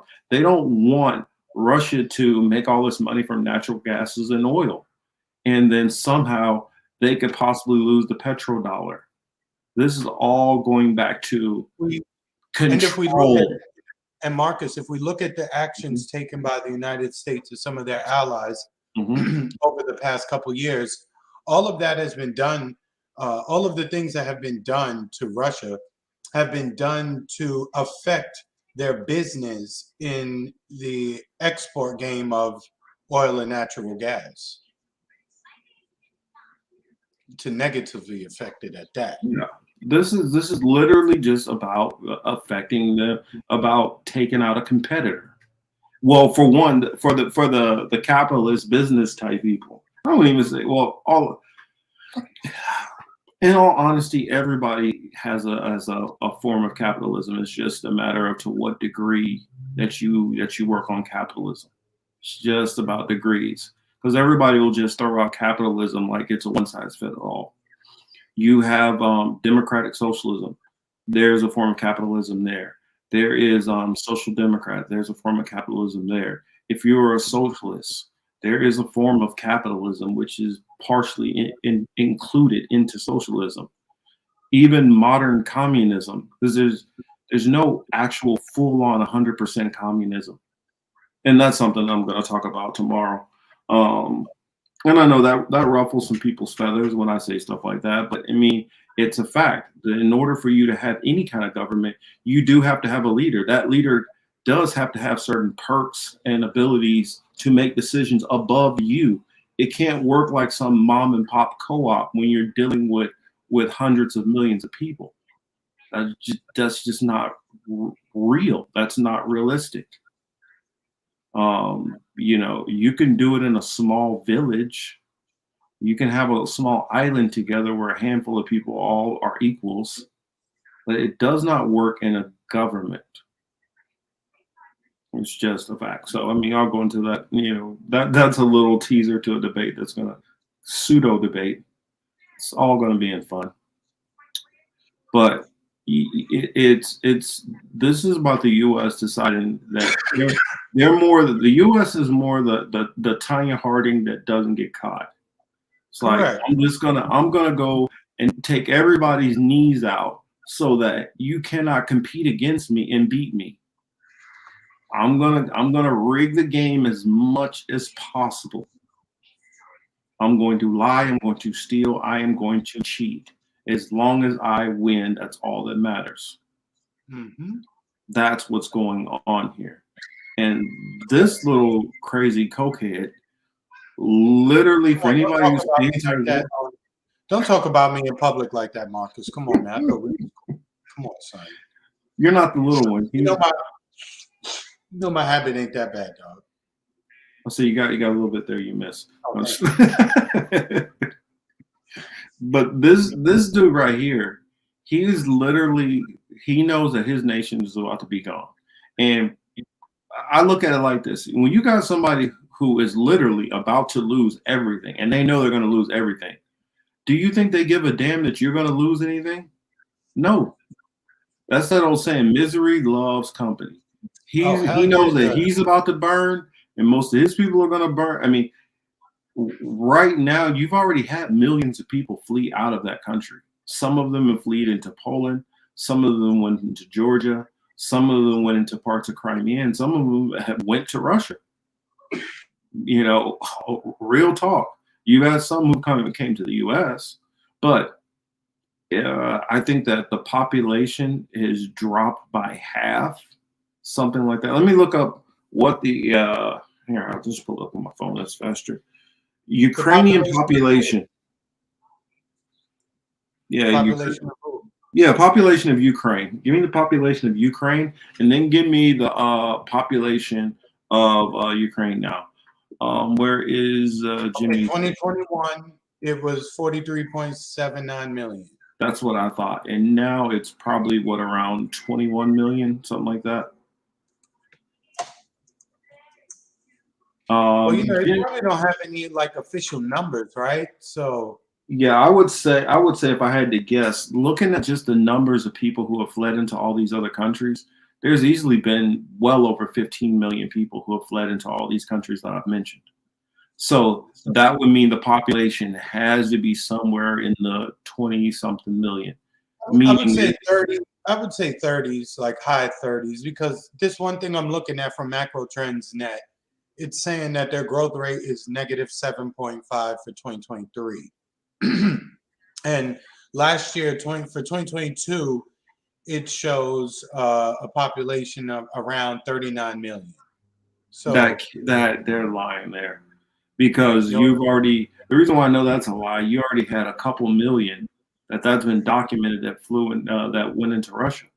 Not to mention a couple million, another couple million that have went into Poland, another couple million that have went into Georgia.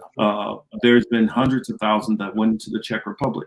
Not to mention another couple hundreds of thousands which have fled. Well, actually, well over a couple million which have fled into all the various NATO countries.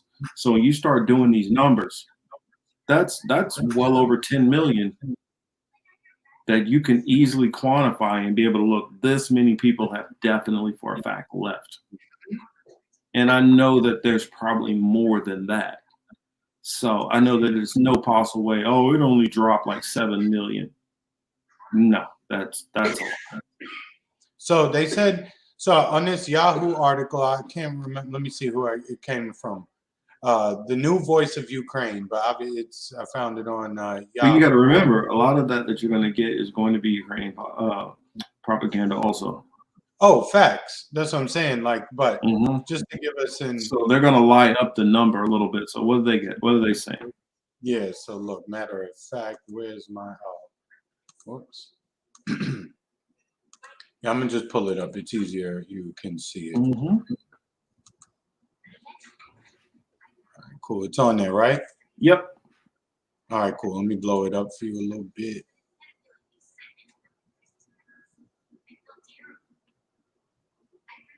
Right here, it's saying this. But that's still a drop from. That's still a drop from the.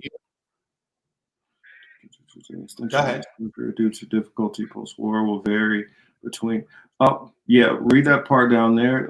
It says the population of Ukraine in 2030 will remain one of the oldest in Europe and will amount to approximately 35 million people under the most optimistic scenario and 30 million under the most pessimistic. The total supply of labor, given the high level of economic activity and the extension of the period due to the rather difficult post-war economic situation, will vary between 19 to 22 million.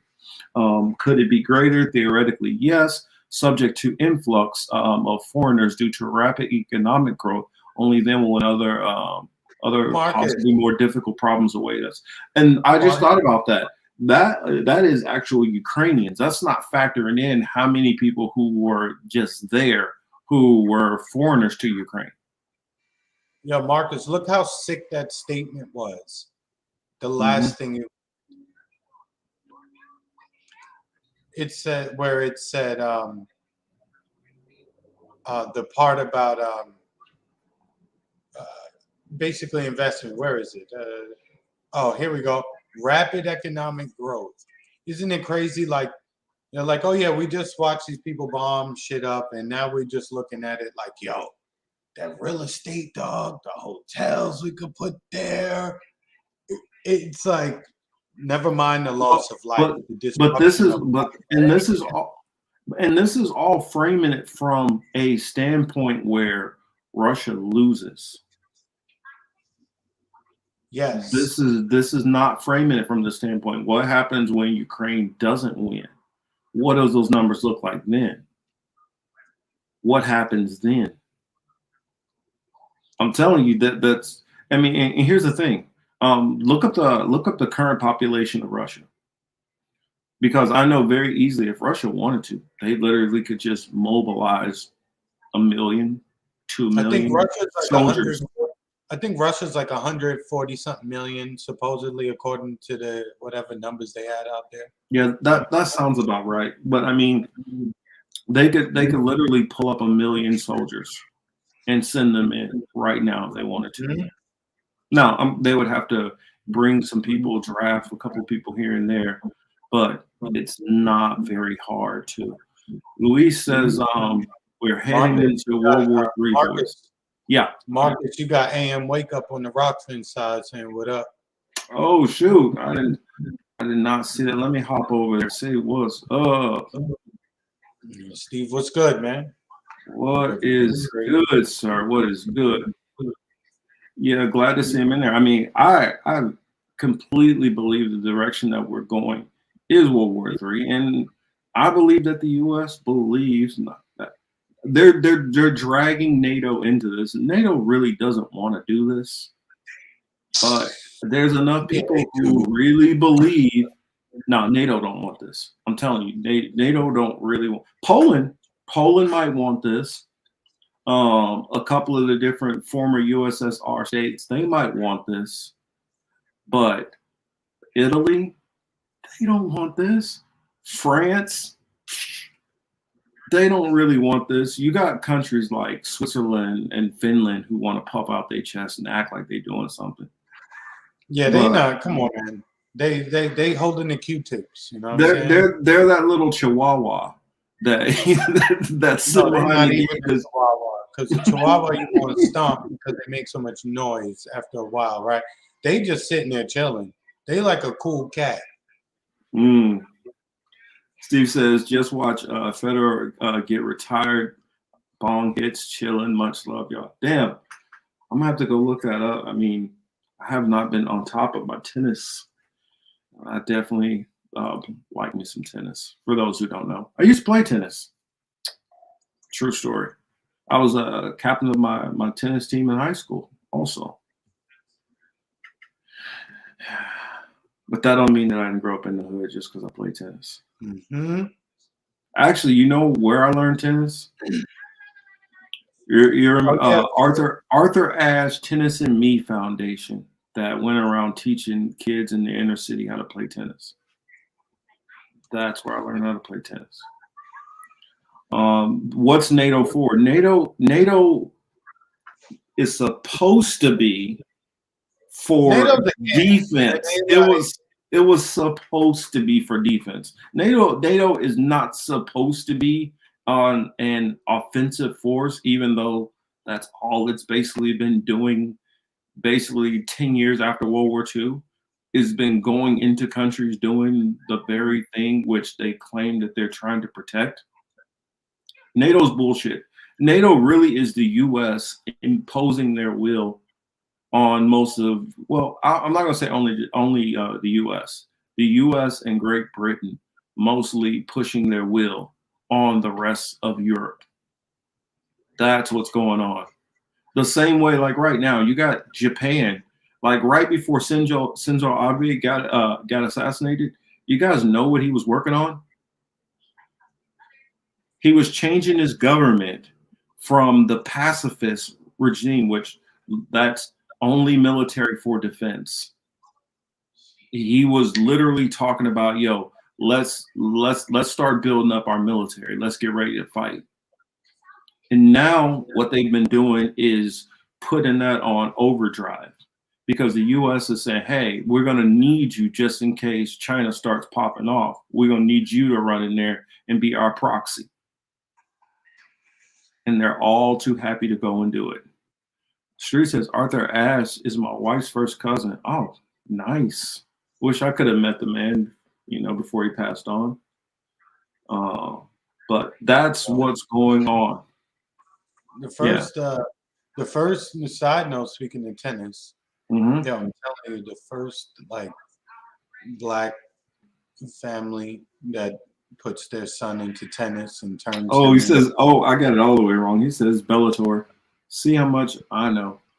Oh yeah, Fedor lost too. That's a legendary long-time fighter. Yeah, he lost the dude tonight. Shut up, Steve. And I wasn't wearing no little white shorts. Believe it or not, they used to give me really dirty looks when our team would show up. We were showing up in baggy basketball shorts. We just had we had our school mascot, and it just said tennis with our name. We had T-shirts. Everybody else had collared shorts with the little nut huggers.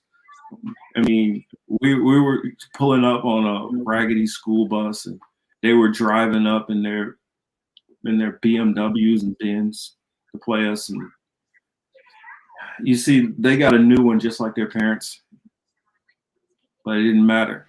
You put a real athlete out there, and we were still spanking them. All you got to do is teach an athlete how to play that game, and it changes things.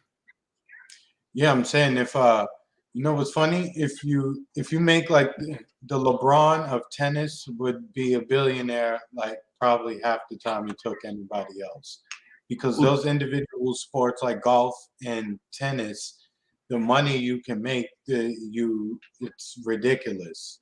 Well, and I used to have a 30. I had a 38-inch vertical. Yeah, you're not hitting the ball over me. Damn. Yeah, and then you go back then, I was running a solid 4.5 40. Mm-hmm. You teach me how to play tennis and give me those kind of measurables. They had a hard time dealing with somebody who could get to every spot on the court, and all I would have to do is just get there and put my racket out, and it do most of the work. But yeah, I mean, those kids were hating me. I mean, and I was able to serve over 120. Wow, that's nuts. Mm-hmm. So, yeah, if somebody said something about AN1 shorts, believe it or not, AN1 was crazy. Well, and the ankle socks hadn't really came out. Ankle socks wasn't really a big thing back then. So what I used to do is I used to wear my black socks and fold them down. Yep, we all did that. Yeah, and so I had like the no-shows, and I'm wearing basketball shoes, not real tennis shoes. I was like wearing like Larry Johnson's out there playing tennis. Oh yeah, that's what we was doing. Remember the old grandmamas? Like either some kind of Nikes. My brother always wore Jordans. I think those were they Reeboks. I don't remember. And then once I got older, somebody was like, "You do realize like these Adidas are better for you than wearing what you're wearing. Those are very heavy and bulky, and you shouldn't wear those." But yes, nobody else wants to hear about my tennis. All right. Nobody else wants to hear it. But yeah, Koki Smurf, as Steve so eloquently put it, he is trying to get a whole lot of people blowed up with him. That's all. He's like, please join the suicide death cult with me. And that's the reason why even Germany's getting like sketched out. Hey, look, let me ask you. Look, to follow up something I brought up maybe a couple weeks ago. Yeah. Hey, is anybody still keeping up with that slap show? I need to start watching that. Did you see what Steve said? So Marcus had that under Agassi perv. Oh yeah. I probably had the little rat tail though. That show slap. If you just look on their Instagram, it is, dude's face swelled up. Mm-hmm. That's what I should have been wearing. Yeah. Oh God. I would have been killed. No, I'm just never owned it there, but they were popular. I would have been killed, or wore some of the what brand were the pump ups? Reebok. The Reebok pumps. But those were popular though. Like those were. I had the LA Gear pumps, thinking I was special. I had the LA Lights. Opposite of Reebok. You remember the LA Lights? Because they made a pump too. Yeah, I had some of the light. Yeah, Puma was dope shit, but you can't play no tennis in no Pumas. Not them old school Pumas. You'll be fucking your face up in those Pumas because the way the Pumas roll to the front on you. No. Now it's good for some cross country running, but don't play no tennis in no Pumas. But then I just started wearing Uptowns forever. And those are like super flat and all that. Speaking of sneakers, I don't even know how we got here, but it's ironic. I had to buy my son some sneakers today right before his second basketball game because the first ones is pretty much, he just needed a new pair. Mm-hmm. And we went to Champs, went to Finish Line, and finally like Foot Locker. Uh-huh. It's ridiculous. Some of the joints on there is like $220.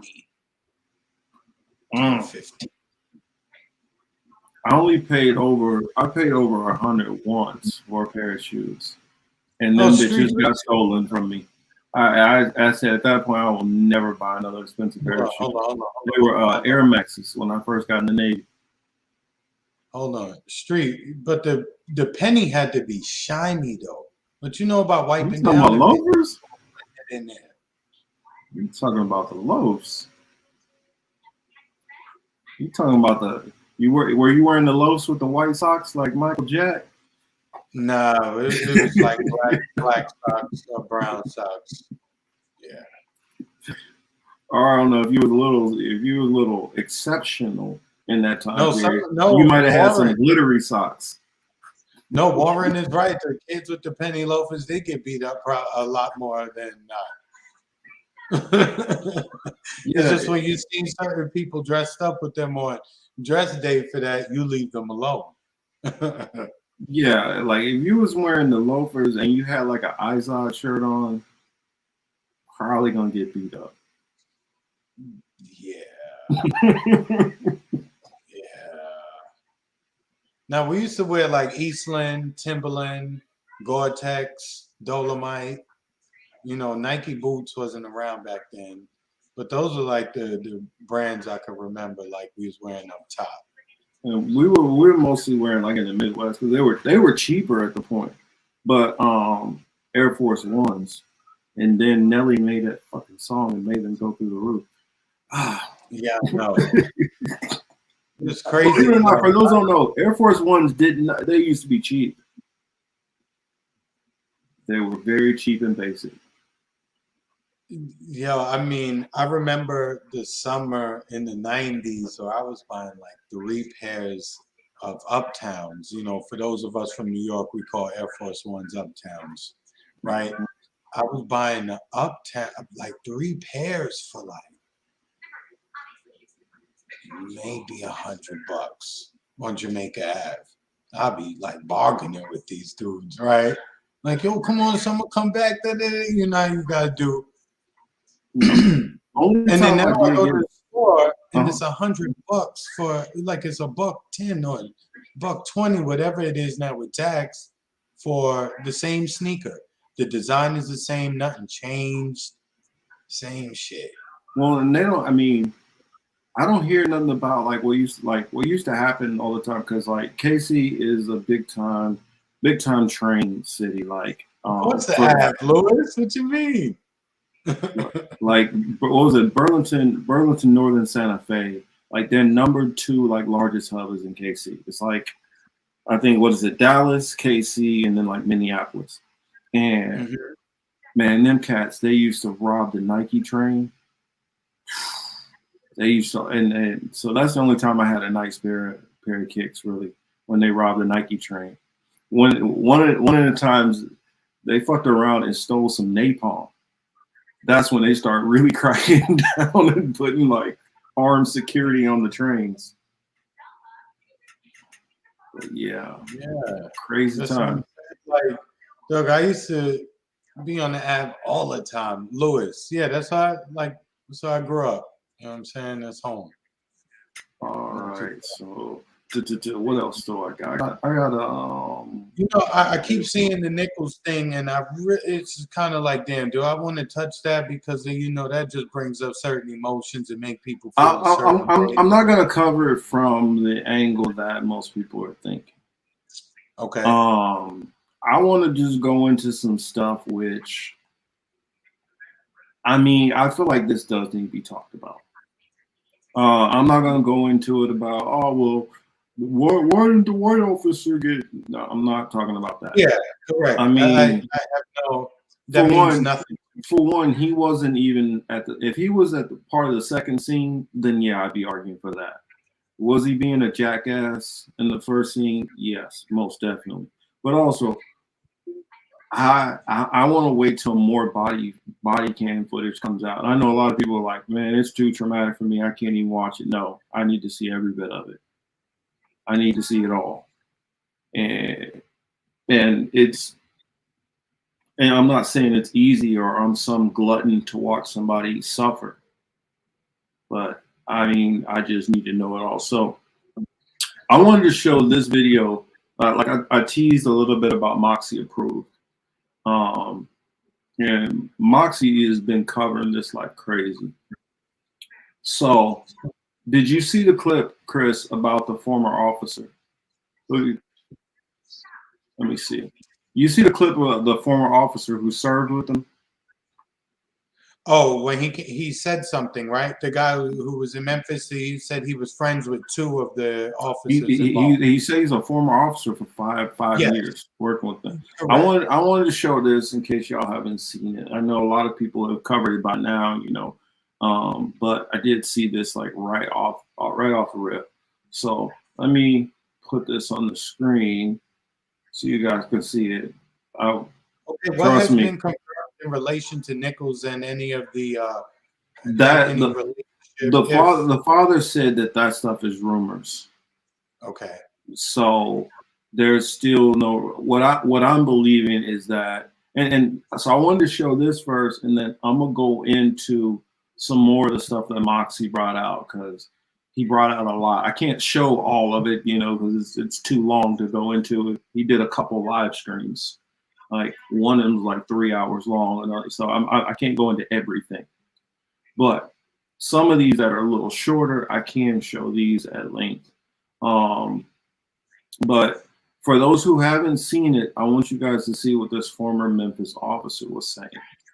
And granted, he's dressed like he's, you know, I don't know. He wanted to show off his breastises today. But here, check this out. Back to Moxie Approved. If you've been following my channel recently, you know I've been covering the Tyre Nichols case. Yesterday, I came out with some pretty provocative information about CJ Davis. Well, today, I wanted to cover... And we're going to go into that CJ Davis a little bit more. That's the angle that I want to cover. I want to go into her and why I feel some of the things are going on. Not necessarily the incident itself directly, but all the things which led up to an incident like this even happening. Because there are people who are talking about it, but I don't feel everybody's putting a focus on this. Because if we can always deal with the symptoms of things, but if we're not going to the heart and the root of the problem, stuff like this will always keep continuing. And it doesn't matter if it's Black officers, you know, it doesn't matter if this switches and this is Latino officers against a Latino man or woman. It doesn't matter if this is white officers beating up another white officer. It doesn't matter. This is a problem that's just going on inside of the police departments. And granted, we do see it concentrated in certain neighborhoods, and it does affect Black and brown people a lot. But that does not mean that it does not affect other groups of people. I want to put that disclaimer out there because I know some people from the right will think, oh, you guys only care when it's a Black person. No, Chris, remember when we covered the Daniel Shaver? Or is it Shaver or Schaefer? Oh boy, that got shot in the hallway. You remember that? Remember they said that he had a gun propped up out his window. Let me click back over, see. They said that he had, oh, you're on mute, Chris. Yeah, you're on mute. Can't hear anything you're saying. Shit, damn, my bad. No, I was saying that boy did everything they told him to do, and he got caught anyway. Yeah, he got gunned down like gunned down like a rabid dog. Yeah. Yes, Anthony, that's what it is. I remember the hallway execution. That's what we're talking about. That kind of policing, this mentality that's being put on these police officers. All of it. And all of it from top to bottom. Just the interaction, just the way that they begin the interaction with you, right? It's already a negative thing. It's already them trying to, quote, establish their dominion over you. And then you knowing that, you're going to just be looking at them like, all right, like, you're playing with somebody, you know? But anyway, I was going to say. Because remember what I told you? I said what I would have done is, at that point, I would just lay down. Laid my arms completely flat and like, no, I'm not moving no more. You come to me. There's no reason for all this dumb shit. Lay down, do this, bend your knees, put your knees behind your leg. No, crawl. Why? Bitch, you can walk up. There's all you guys standing there with guns. Just walk down. I'm already down. Once you guys get there, put my hands behind my back, and then in this, I wouldn't even put my hands behind my back, because remember that dude, he used the excuse that you're going for a gun. No, at that point, you're doing all this screaming. We got 3 different cops yelling multiple things. I'm just gonna lay flat. Yeah. Arms still up. You guys come and get me. I'm not moving anymore. Because obviously you see, it's the same thing that was going on in this case. You got one cop saying lay flat. You got another one saying give me your arm. You got 2 other ones punching you in the face. So what happens if you're getting punched in the face? Your natural reaction is to cover your face. So you're going to pull your arm away from them. And so because you guys are, for one, adrenaline all jacked up, and you're giving contradictory, orders or instructions, you're making it harder for somebody to even comply with you.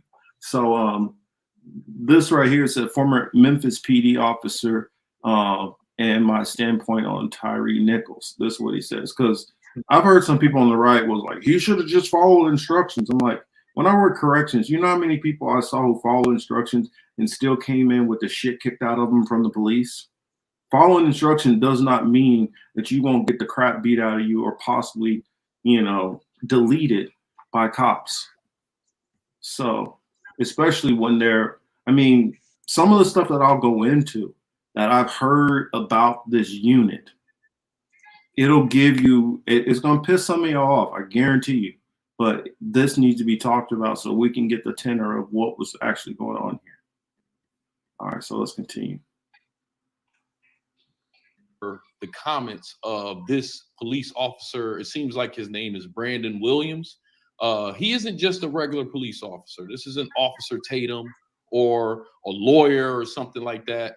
This guy's a little bit different. He actually patrolled with 2 of the guys that have been indicted on the Tyre Nichols case. So I was very interested in hearing his comments on how this situation occurred. He's familiar with at least 2 of these guys from that patrol unit, and he has patrolled with them before. So I want to hear, this is a guy that knows all the tactics. He's been trained. So I think his opinion on this situation is very important. He has 3 points that he's going to make. I'm just going to do a little reaction off of those 3 points. But pay attention to what this guy says, because since I posted up that video of CJ Davis, I've been seeing a lot of differing opinions. A lot of people are blaming this on Tyre Nichols. Hey, everybody has an opinion. You're allowed to share it. Well, let's hear what this guy has to say about this situation. Before we do that, please do me a favor, hit that like button. And if you haven't yet, apply pressure to that subscribe button. Apply pressure to that subscribe button. Let's go. What's up, guys? So a lot of you know me for my Spanish content, but a lot of you also know that I was a former Memphis police officer between the years of 2016 and 2021. And I just want to give some insight into the Tyre Nichols incident that's going on with my former police department. So stay tuned. So people have been asking me, I left the department in the end of 2021 after 5 years of service, and people ask me all the time, what do you think about the Tyre Nichols incident moving forward? And there are some points that I want to point out after watching the video and kind of seeing what's been going on in Memphis that I think will be really interesting to you. So 2 of the 5 officers I did patrol with personally and did have a personal relationship with 2 of the 5. So I'm going to be talking from a personal standpoint and from a standpoint as a former Memphis police officer and what I see moving forward. Go ahead, brother. And even though I know 2 of the 5 personally and I patrolled with them personally and had a relationship with them, this in no way excuses any of their actions that partook about 2 weeks ago with the Tyre Nichols incident. The first thing that I want to talk about, which is utter BS, is you'll see a lot of conservatives, you see a lot of far-right conservatives that say, why did he run? He would still be alive if he ran. That's not a guarantee. I 100% agree. I'm not a person that would run in a situation like this, but I wasn't in this situation. I might have ran myself. It seemed like from the very get-go, these guys had violence on their heart. A lot of policies that I know just as a regular citizen, like acknowledging what you are a suspect for and what they think that you've done wrong. I never heard that in the video. When the video started playing and when one of the body cams arrived on the scene, it was Yep. It's a charge. What are you arresting me for? What are you pulling me over for? Da-da-da. They hit you with resisting arrest without violence. I mean, it's just crazy. Like, that's a real charge you can get. Yeah, and that's the thing. This officer right here, for a lot of people say, well, why did he run? This is a former officer telling you, even if he didn't run, there ain't no guarantee that it wouldn't have went the same way it just went. That's something that I felt was like, wow, everybody needs to hear that, because I hear a lot of people who really are defensive and want to protect the police. They try to find ways to, you know, make excuses or justify the cops' behavior. And sometimes it really doesn't matter. I mean, I worked corrections. I used to work for a sheriff department. I know how some of these people are. Some of these people, if you even look at them the wrong way, they're looking for an excuse to beat the shit out of you. And that is not factored in, whether it's racist or just because they're on a power trip. Sometimes it's a little of both, but a lot of times, most of these cops are on a fucking power trip. Let's just be serious. Automatic. Get in the car. Get in the car. I never heard no one say reckless driving. I never heard anybody say that. It was just straight up violence. So the first thing that came out was that this all started because this was a reckless driving. But now the chief of the department is saying that there is no evidence of reckless driving, which means you can't say that if he never ran that he would still be alive when the stop was illegal in the first place.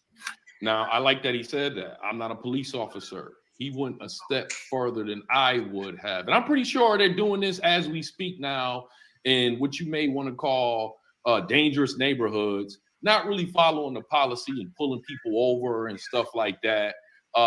Basically, what he's saying is they had no reason to pull this guy over in the first place, let alone act like this man just shot up a school, because that's exactly how they treated this guy. Now, I have had to pull out people, rip people out of a car aggressively at gunpoint with foul language many a times. But most of those people were murderers, robbers, sexual assaulters, the worst of the worst, where you needed to meet violence with violence. That's another fact. I've actually seen this situation occur in real life. If you're a high-profile suspect, that's the way they're probably going to arrest you. Just like I said, if people suspect that you just got finished shooting up a school. I remember a couple years ago, do y'all remember the Cleveland shooter, the bald-headed black guy that his girl broke up with him and he was going around shooting older black folks? That's somebody that deserved to get pulled over like this. And I've seen people high profile get pulled over like this. And what they do is once they got them pulled over, they surround their car with other cop cars and they pull out the bullhorn. If this guy was that dangerous, that's what they should have done. If they thought he was that dangerous, pull him to the side, surround him with police cars and pull out the bullhorn and say, hey, we need you to show both your hands and get out of the car. They didn't do any of that. Never once did I put my gun in the face of somebody who I suppose for reckless driving, right? So from the get-go, you have a man. I'm sorry, this ain't funny, man. Reckless driving. Reckless driving. And who was not guilty of anything, fleeing from the police because he's scared, because he doesn't even know why he's getting pulled over in such an aggressive manner. So as a black male, I probably would have ran too, and I was the police for 5 years. Touche, man. Touche. You heard this guy is a cop. I'm not gonna put no party on it, but I do see it's a lot of black conservatives. Me, I'm a black independent. I'm not liberal or conservative. I see positives in both sides, but I do see a lot of conservatives blaming this on Tyre Nichols. I want y'all to use this actual video. This is a cop saying that this guy had the right to do that. This cop is saying, and it's more important in my opinion, because I'm not a cop. Not only is this guy a cop, remember, he patrolled with these guys. He himself is saying he might have ran in that situation. Number two, there is no way, form, or fashion that you take a police boot and you strike a man's face multiple times while he's on the ground. No form, no way, no fashion. There is no way that is excusable. I don't care who you're fighting. A kick to the face right here, that can be lethal. And unless you're trying to intentionally kill somebody, that is not a tactic that is taught, nor should ever be used. And now let's be real with those police boots. Those police boots are like construction boots. They literally make those boots heavier than regular boots for kicking someone in the face like that. Let's just be real. It's an unspoken thing. We know they make those boots like that. On that part, Moxie's a little bit wrong. They didn't like, these are just regular old boots. There's not like a standard issue like cop boot that you get. A lot of cops just buy whatever boot that they feel like buying, and then the department reimburses them. Yeah. So, and he comes back in the live stream, in a later live stream, and it's like, hey, I stand corrected. So I just wanted to put that out there, that he did come back and correct himself. With these guys. Number 3, if you are a police officer, I don't care how cool you are, people, you never, ever, ever let your fellow officer do anything that you wouldn't let be done to you. Now, he stated that perfect. Yeah, that's and we can end that clip there. That's something that is a big thing. I didn't even think about putting that stipulation to a lot of these people who, when they make these things. If it was switched, would you feel that would be justified for you to be done to you? Because when a lot of people were talking about the George Floyd thing, do you feel like it's appropriate for all the cops to put their knees on your back, put all their body weight on top of you? Do you feel that's appropriate for a supposed fake $20 bill? And in this case, reckless driving kicked in the face? Will any of you guys say, yeah, I think if I did reckless driving, not even saying that he did, but saying the scenario where he supposedly did reckless driving, or you did reckless driving, would you feel that it's adequate for police officers to kick you in the face? Numerous times. Numerous times. Would you feel it's adequate, even if you ran from the cops, for them to cuff you and all take turns punching you in the face? Would you feel that that's adequate? Yeah, if I ran from the police, yeah, they should keep my hands behind my back and just punch the shit out of me and then sit me on the ground and not give me any first aid. You feel that that's justifiable? And then they're on a power trip, because you could see a politician, right? You could see Pelosi walking on if you went to like some kind of rally, right? And you just was like, hey, fuck you, you know what I mean? You suck, boo, something along them lines. Like, it is what it is. You say to these cops, like, I hate you, or something along those lines, or I can't stand you, for those instances in which they make you say that, right? Like, they take it personal, and then now they want to like be very, very extra for something like quote reckless driving, which we don't even know.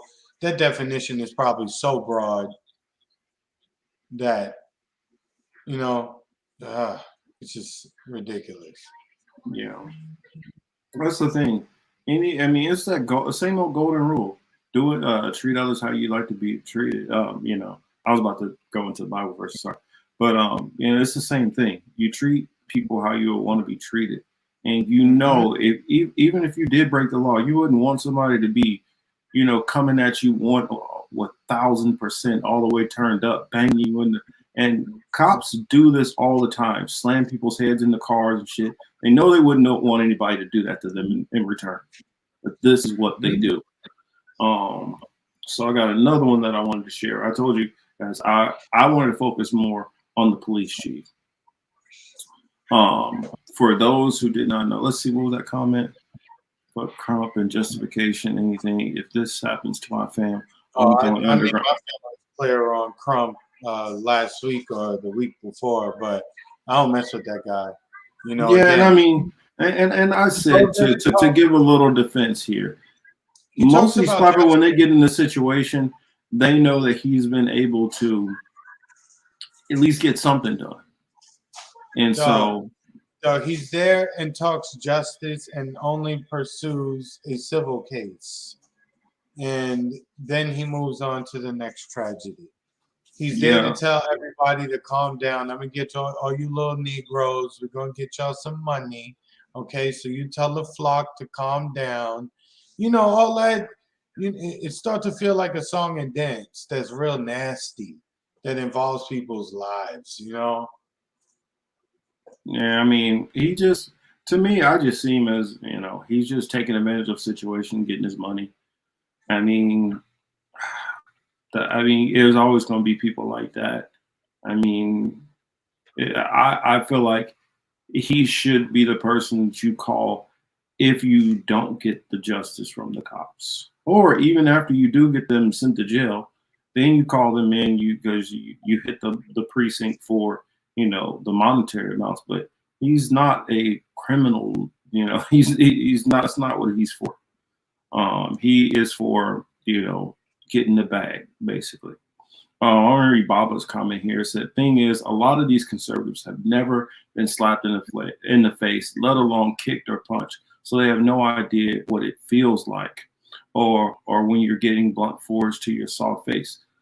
I realized that. I had to think about that. A lot of people in general don't know what it's like to be punched in the face. I've been surprised how many people I've ran into who have never actually been in a fist fight before.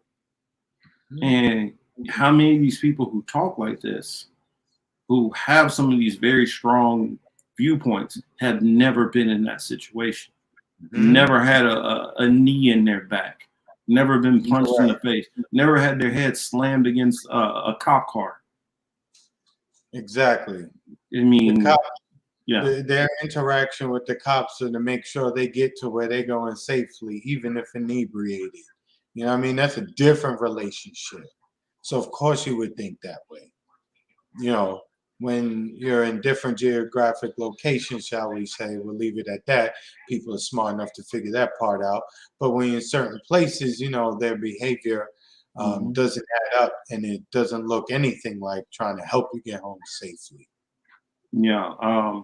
And I like Baba's comment there about we need to end qualified immunity, take it out of the cops' money, not taxpayers. But I'm going to go into some reasons. Once I get deeper into this, you guys will see why these things are going the way they go. I get it, yeah, bro. I mean, I don't have a lot of faith in most of these people either.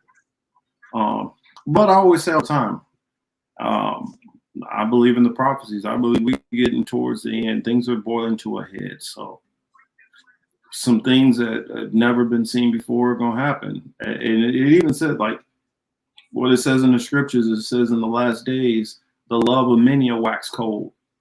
So it's saying people are just, the love of people is just going to start going away. People are not going to care about other people anymore. That's what's going to happen. Things are going to have to get worse. And I believe everything always has to get worse before it gets better. So where's that other one? This, if you guys have not heard about, let me see, let me try to skip it ahead a little. Carolyn C.J. Davis. She goes by the name of C.J. Davis from the Michigan Police Department. You've been seeing her doing these interviews with Don Lemon and other news organizations talking about the case. And people are looking at her past, and it's an interesting past. Come to find out, Miss C.J. Davis was kicked out of the Atlanta Police Department in 2008 for her role in the botched investigation of Sergeant Tanya Crane's husband, Terrell Marion Crane. Now, that's a picture of this guy here. That's Terrell here. And what he was charged with, the FBI themselves called unforgivable. Now, according to federal prosecutors, the sergeant's husband, Terrell M. Crane, he was not C.J. Davis's husband. He was Tanya Crane, a sergeant from the Atlanta Police Department's husband. All right. He was arrested on a federal charge of producing child pornography after the FBI received photographs that had been held by the Atlanta Police Department since 2000 of Mr. Crane engaging in sexually explicit activity with 11 girls. Now, Mr. Crane's wife, Sergeant Tanya C. Crane, 37, who was with the police department since 1993, was placed on administrative leave on November 20th after she told federal agents that she was tipped off in 2003 about her husband's activities, and that she later found and burned photographs of him engaged in sexually explicit conduct with young girls. Now, Sergeant Crane was told by an unidentified person at Atlanta Police Department headquarters that officers had photographs of her husband engaged in sexually explicit conduct with 11 girls who appeared to be from 12 to 15 years old, the federal prosecutor said. Now, a local photo processing company had turned the pictures over to the department over a period of time from 2000 to 2002. Wow. The department apparently took no action, and Mr. Let me pause it real quick, because I see you're having a little reaction there.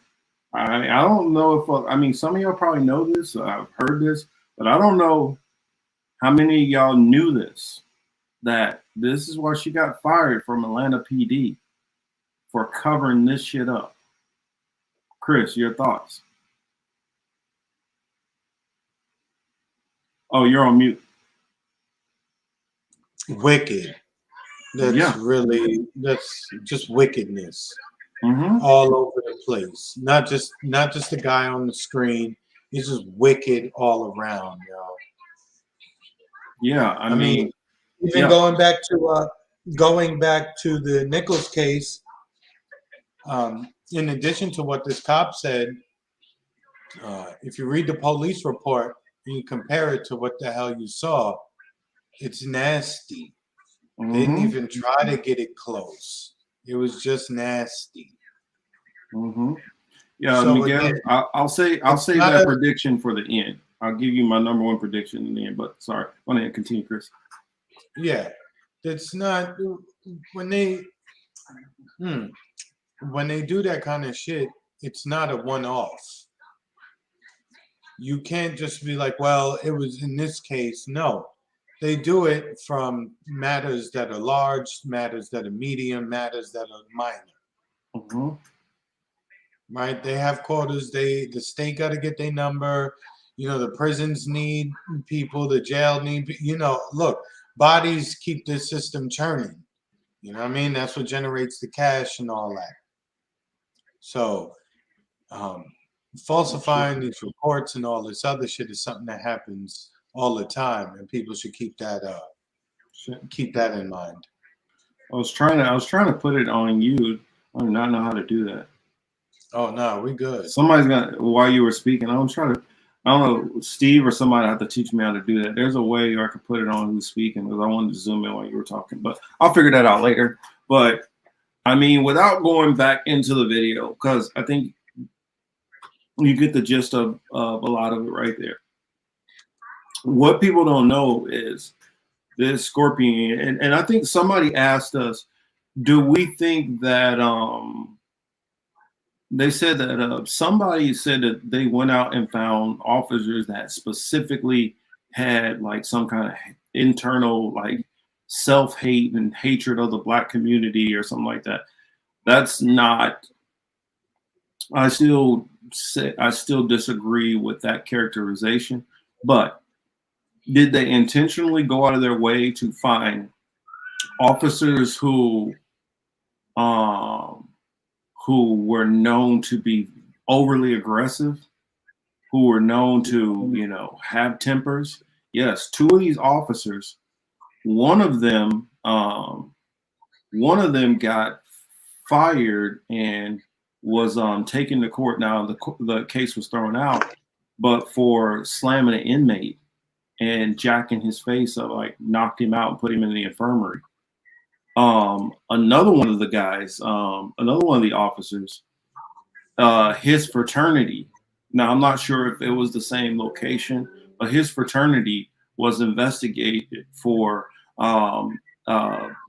hazing practices, extreme hazing practices involving like paddling people like brutally with like wooden paddles and pouring hot sauce down people's pants, like in the genitalia. I mean, it was a lot of weird, over the top crap. And allegedly that there were rules bent for some of these officers to even be a part of this unit. So they went and found the most hard charging, basically asshole cops they could and put them all on a unit together. And this unit was specifically designed to go into certain parts of certain neighborhoods. That's what it said. It targeted the Asian community. Well, no, these guys were this one is targeted the black community. No, that was my sarcasm. Oh yeah. Yeah, these guys, this is what their focus was on. And so the unit that she this officer when she got thrown out for that, but there was also a list of like brutality cases and stuff like that that were kind of being ignored in Atlanta, as far as Atlanta PD. Well, they were coming from a group, I believe, called the Red Dogs, which was her group that was doing this same thing in Atlanta. Well, after she gets fired from there, I believe they said she went down to South Carolina for a little bit, worked there to let things kind of blow over. And then this is where things get a little interesting. Apparently, she was part of some kind of committee that is actually spoke in front of Congress and all tied in with Oprah and some stuff like that. So this lady has been kind of like blessed in a way, and they're kind of like pushing her her career. I also found this interesting. Most people won't understand why this is significant, but she was a military brat. Now, Chris, why does that matter? Why would that make any difference? Do you know? I mean, just meaning that she would travel and be all over the place. Well, one thing about military brats is, can they possibly have things that happen within their family? Yes. But typically, do you think that as a military brat that she's facing systemic racism? Do you think that she's dealing with any kind of poverty or the struggle that goes on in impoverished neighborhoods? Oh, no. No. So she's completely desensitized to why people would even engage in those kind of things. So you're dealing with somebody who is completely desensitized to why people could act like that. And then you factor in the military upbringing. Now you're getting that hard ass, unsympathetic personality that's being mixed in with that. So fast forward up, this is somebody who just looks at the people who are committing crimes as just basically scum, more than likely. This is my words. This is not confirmed, but these are just low life, you know, I'm pretty sure she's probably even called them some, you know, some shady names. I heard that this unit and even that Scorpion unit that was in Memphis would engage sometimes in pulling people over and actually doing cavity searches on the sides of street corners. This is the kind of stuff that these people were engaged in. Way over the top procedures, extreme brutality. And this is what was kind of going on with these types of officers. So it just kind of find it interesting that Memphis, who the year before she got there was having a crime spike. You have the mayor, this Mayor Strickland, who he ran on talking about that he was going to clean up the crime and the poverty that was going on. You know, a typical shit-led neoliberal. And he basically goes in with that same, we need to get tough on the crime. So what do? They bring in a black woman that they know I have no problem implementing all those kinds of things.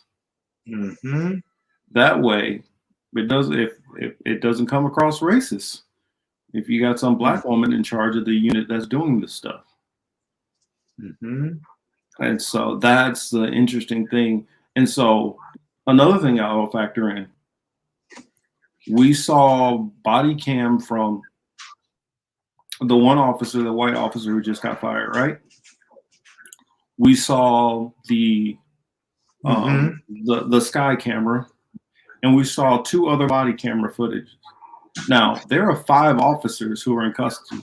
That means we still haven't saw what 3, 4 of their body cams. There were other officers who came on the unit. We still haven't seen a lot of body cam footage. What about the direct officer who's literally, while his handcuffs, throwing haymakers? Who's on camera talking about his haymakers? Also, something that I give credit to Moxie for bringing this up. Moxie said the fact that other officers were pulling up and they had no compunction or problems continuing engaging in that level of assault lets you know that everybody knew what was up with that unit. Everybody knew that's how that unit gets down. That they're over the top, they're aggressive, they attack people. Yeah, so I just wanted to put that out there. Yeah, I don't know really how that makes them different from any other unit. Maybe they just get away with it a little more, you know. But well, what makes it different? The only thing that makes it different is it's like in New York, what they call them, jump out boys. All the different places they got these what they call it like the mayor that I can't remember his name right now in New York. Eric Adams. He's trying to bring that kind of same policing back. You're starting to see more. He's gonna go the route of Giuliani. Yep. They're all trying to go into, and there's police departments all over that do this kind of stuff. The one back in Detroit, I'm trying to remember what they call it, Drano. You had crash units out in LA. All of them have these little code names, and they fill them. And if you go even back to that, even before that, when they took down, I'm trying to remember the Italian gangs. No, it wasn't Italian. Mickey Cohen. You guys remember Mickey Cohen? Yeah. Gangster out of LA. They had they called the Gangster Squad. Isn't that LA Confidential? Isn't that based off of he's involved in that. But it's not mainly about him. But but he does come up in there. And this is where or something like that. They keep referencing. This is where that type of policing came in. It's this kind of policing has always kind of been around, but this is like what they do. These type of guys who come in, so what? Let's throw punches, let's throw elbows. I mean, think about it. I can think of a movie where they kind of whitewash it and try to make it seem like they're the heroes. What was the one with Vin Diesel? You remember when I'm talking about Vin Diesel and Lorenz Tate? Boiler Room? No. That's about the stock agents who were ripping people off. That was my movie. You know what I'm talking about. No, that was my flick. I like that movie. Man Apart. I have the DVD, A Man Apart. Yes. A Man Apart. That's what it was. Yes. Those are those same kind of cops. Go get former gang members. Go get cops who have gotten a whole bunch of like excessive force complaints. Go get people who've gotten fired from corrections. Go get these people who have no problem with using massive amounts of force on people. And let's just get a unit of that. And let's so-called match fire with fire. That's what we're talking about. I see Choosy is back. I haven't seen Choosy in here in a while. I don't know where he's been. You been hiding from us, Choosy? I don't know what you got going on there. What he's talking about right now is kind of off the beaten path a little. But that's just what I mean, my observation. I could be wrong. Give me 2 seconds. Okay, cool. Yeah, I'm getting ready to wrap. I just think that the reason, and you look at how this police chief has done this stuff. Yeah, Mary, it does make sense about the police chief. They brought this woman in to do this. And so now you have a case where now you got a body on your hand. Okay, well, how do we handle this stuff? Because I guarantee you how she was talking in those interviews, like, oh, well, I heard distressing news and I'm just trying to figure out how to handle this. That's not how this went down. This woman was told, yo, we got a situation. You know, they went a little too far this time. We got a kid that might die. And it's all on cam. And it's starting to get some steam out there. The media is starting to question, so how are we going to handle this? So what she did was she reviewed the video. She knew how bad this shit was. She's like, yo, I can't have another scandal like this. Let me get ahead of it. So what I'm going to do, because a lot of people think, oh, well, you notice they was, because they were black, that's why that they got arrested first, and they don't do this with the white. That's not, you could say that could be some of it, that the mayor and the governor have no problem rolling those guys up fast like that. But she herself knew this is people are gonna come back and look at her, because if she already had previous units that did this stuff, that had excessive force complaints. And if it happens in one place, you can blame it on the officer or whatever. If you see it multiple times, you know that this is a system that's put in and it's working the way it's supposed to. So she had to get ahead of this. That's the reason why she reviewed it. She showed the family, she fired the officers, and then she's going to release the tape. Portions. So you release showing the main violence, but you show it from a camera extremely far away. So it takes away the personal effect of it. It's kind of like if you're in war, a sniper still kills people. But the person who creeped up on him and who stabbed him, it's a lot more intimate. That's going to stick with you even more because it's right there in your face. It's the same thing with this. You move it away, it desensitizes it a little bit. So that way, when these later videos start coming out, people are not going to be as pissed off. They're going to be pissed off. They're going to be mad. But hey, we already got them locked up.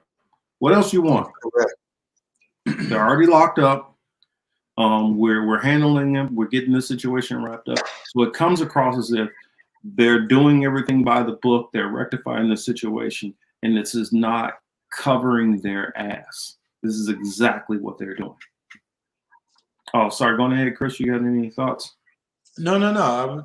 I was listening. No, I agree. Oh, I just thought of another one. What was Denzel nominated for an award for? Oh, of course, being crooked. Being Crooked, Training Day. These same kind of cops. He's had much better like performances as an actor in many different other movies that he should have been considered for and given an award for by their standards of acting. And the fact that it took for him to play that particular role, for them to recognize him on their level, that just again, that shit spoke volumes. But I don't know if people understood. I don't know if they really got the frequency, shall we say.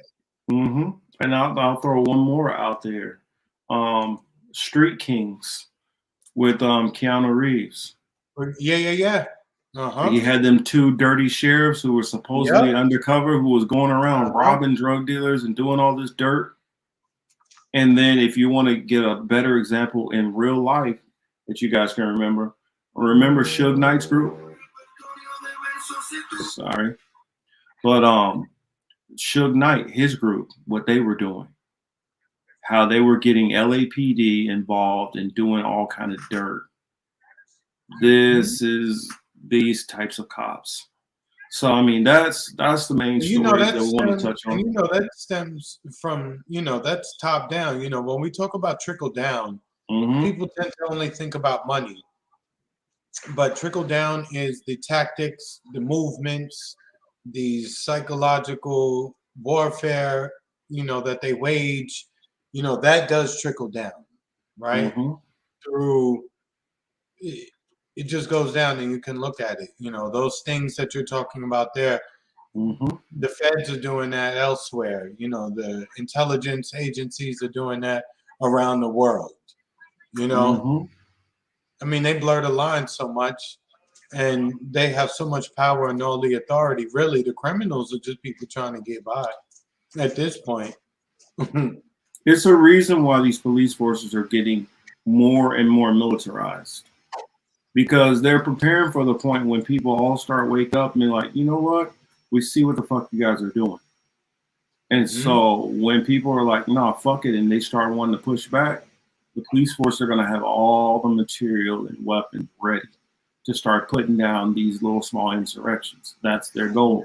Get every police force up. And so I don't know if you guys remember during the George Floyd thing, they were finding sometimes a pallet of bricks were being dropped off right next to protesters. You were having random people coming up, which people found out later on were cops that were breaking some of these windows and stuff. They were applying the graffiti. They were overseeing the application of the graffiti. You know, look, it's been well documented that, you know, they were bringing damage not only to their own, you know, their own shit, their own vehicles. They were doing damage to the public and private business as well. Yep. So can't tell me that group is just a few bad apples. Yeah. So let's get back to Miguel. He asked, "What's your number one prediction for this year?" And Mr. Streets is kind of going in what I said. End times we see. I think Baba had said something also going in with that. That's why all these truths are coming out. The fact they don't hide shit anymore is a sign of the end game. What it is, and a lot of secular people, they don't see it the same way I do. They believe, oh, well, it's the elites that are pushing this globalist agenda, and then they're going to do this and do that. And I come from the standpoint that these people don't have a choice. We're all playing along to a script, whether we realize it or not. And even though some of these people, it's stupid what they're doing, it doesn't make sense, it's not logical, they're going to do it because they're being pushed to do this by spiritual deities. This isn't like some, and granted, it might be a human being who was telling this person and telling this person and telling this person, but this is all going along to prophecy and plan. And so what, if I had to predict something to plan for this year, this is just a prediction, this is not me prophesying. I would say that we will see some kind of massive collapse of Ukraine. And what they're going to do in that massive collapse of Ukraine is try to pivot to something else, which will be more than likely focusing on China. They're going to find some way to spin it and say, you know, they're going to find some way to spin it and downplay it. Oh, well, Putin won because he actually like cheated, you know, he actually used some kind of like massive weapons. That's what I'm saying. I wouldn't be surprised if when it gets to the end that NATO forces actually use weapons on the Ukrainians and then blame it on the Russians. So they can say, see, the Ukrainians were almost on their way to winning, but, you know, Putin had to, you know, throw a dirty bomb at them. Or you might see, what is it, something like Chernobyl or something get hit. And then they'll say that that was the Russian military who did that. That's the only reason why the Russians were able to defeat the Ukrainians. So that would be my number one prediction for this year. I do believe that will happen this year. I could be wrong. I could be a little bit early. But I think that this is a slow-moving car wreck of us going towards World War III. That's what I'll say overall. And it's going to happen sooner than later. You've been steady with that, and you know, at first I wasn't as enthusiastic about that. Tell him, Chris, how long have I been saying this? What, 3 years? Yeah, just about, and just to see, like, okay, so fine, and this is what everybody should do, right? Okay, somebody says something you don't necessarily agree with fully, right? Okay, take that, put it in your pocket. As time goes by and you have the ability to check that against certain things, what they've said versus the reality, then you should start probably listening to people. You know what I'm saying? All right, he said that. Okay, now you follow the breadcrumbs. You're seeing all these stories in the media, not just the United States media, but the international media, right? And it's always an adversarial position that the United States is taking towards China. And you can see that there are certain people in the United States government who have no problem with the with war with China. They actually look forward to it. You know, it's a small faction nonetheless, but it's still probably a powerful faction that would love to see that on some level, even if it's proxy at this point. Yeah, Choosy, I am not a Jesuit apologist. No, I'm not that at all. I just believe in biblical prophecy. I mean, a lot of people follow what they believe, you know, the WEF or Davos is doing. Some people believe what they believe the secret societies are doing. I go off of biblical prophecy. You want to know why I go off of biblical prophecy? Because I could look at things in history that were predicted to exact specificities, you know, in that book. I can literally see it literally predict Alexander the Great, what was going to happen, how he was going to dominate the known world, roughly how old he was going to be when he died, that he was going to split it to 4 generals, what was going to happen after that, what was the next phase. It's not like it said, well, somebody's going to go to war eventually and this country's going to lose. It gave specifics. You go back to Daniel's dream. Daniel literally talked about how Babylon was going to be the kingdom. The next kingdom that was going to come up after that was the Medo-Persian Empire. After that, you were going to have the Greek Empire. And after that, the Roman Empire. These empires happened before, these empires happened well after this man was no longer alive. You could check these books and it checks out that these predictions came far before this man died. There was no Greeks on the scene. Greeks didn't exist when Daniel was alive. And they're able to carbon date this information, these texts, back to that time period. So what do you do with that? If you have a legitimate document that says, yo, tomorrow Marcus is going to hop on here. He's going to do X, Y, and Z. There's going to be a lady over here who's going to hit the lottery. Your Uncle Sal or whatever is going to get fired from his job, and all of that shit all happens exactly as planned. And somebody said it 5 years ago. What do you do with that? Do you just ignore it? No, I don't. So I follow what I believe the prophecy says. Now, a lot of people, I believe they can't discern it. And so a lot of their predictions are way off. And it's just because they don't read enough. Baba said Iran, Israel, North Korea teamed up with China. No, Iran is definitely not teamed up with Israel. Israel is not in that mix.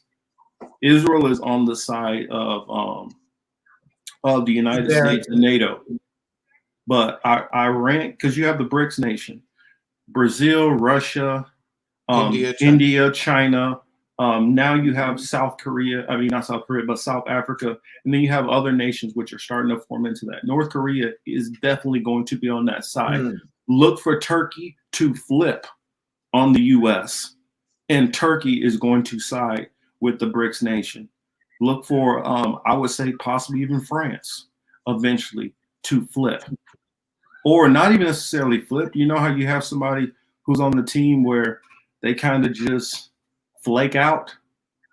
I can see a situation like that. So you're having one side over here, which has been this massive power side, and you got another side which is starting to form up, and they're all starting to say, you know what? I think we could take them. It's kind of like when Ali or a Tyson or a Roy Jones got to the end of their career, people were like, man, he done lost a step. I think I can get him now.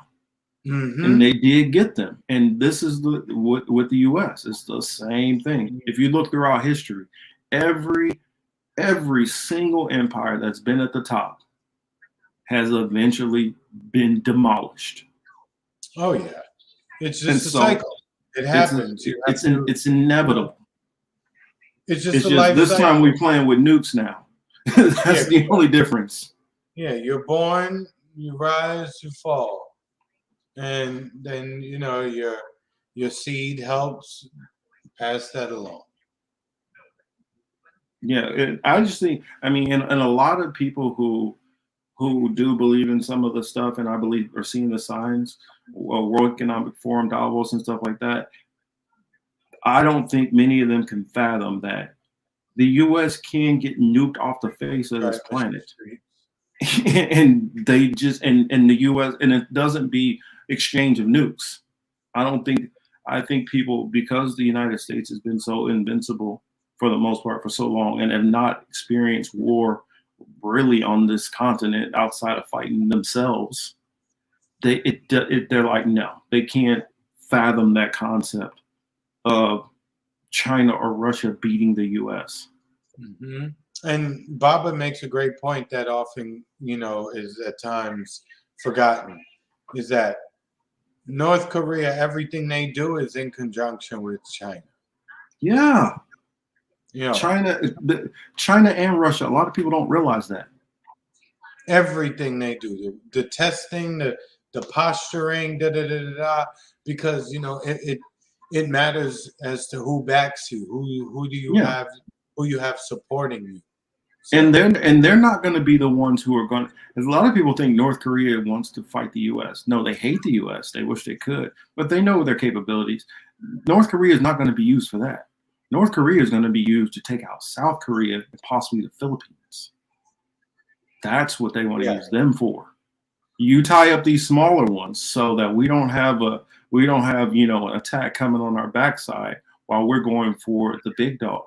I mean, it's how you coordinate an attack. I mean, if they know that it's going to come down to nuclear shit, they know if they launch and miss, nukes are coming back. So their goal is we got to take out all the other contingencies so they have no response back. That's the reason why Russia, one of their biggest technology is EMP weapons to knock out your systems. You know what's funny? That's what you're going to need for them army of robot dogs that they're about to put on the streets probably within 10 years, Yeah. Iran is definitely against Israel. The moment that the United States is crippled or not able to do anything, Iran is taking out Israel. That's they're sitting there chomping at the bits. They can't wait.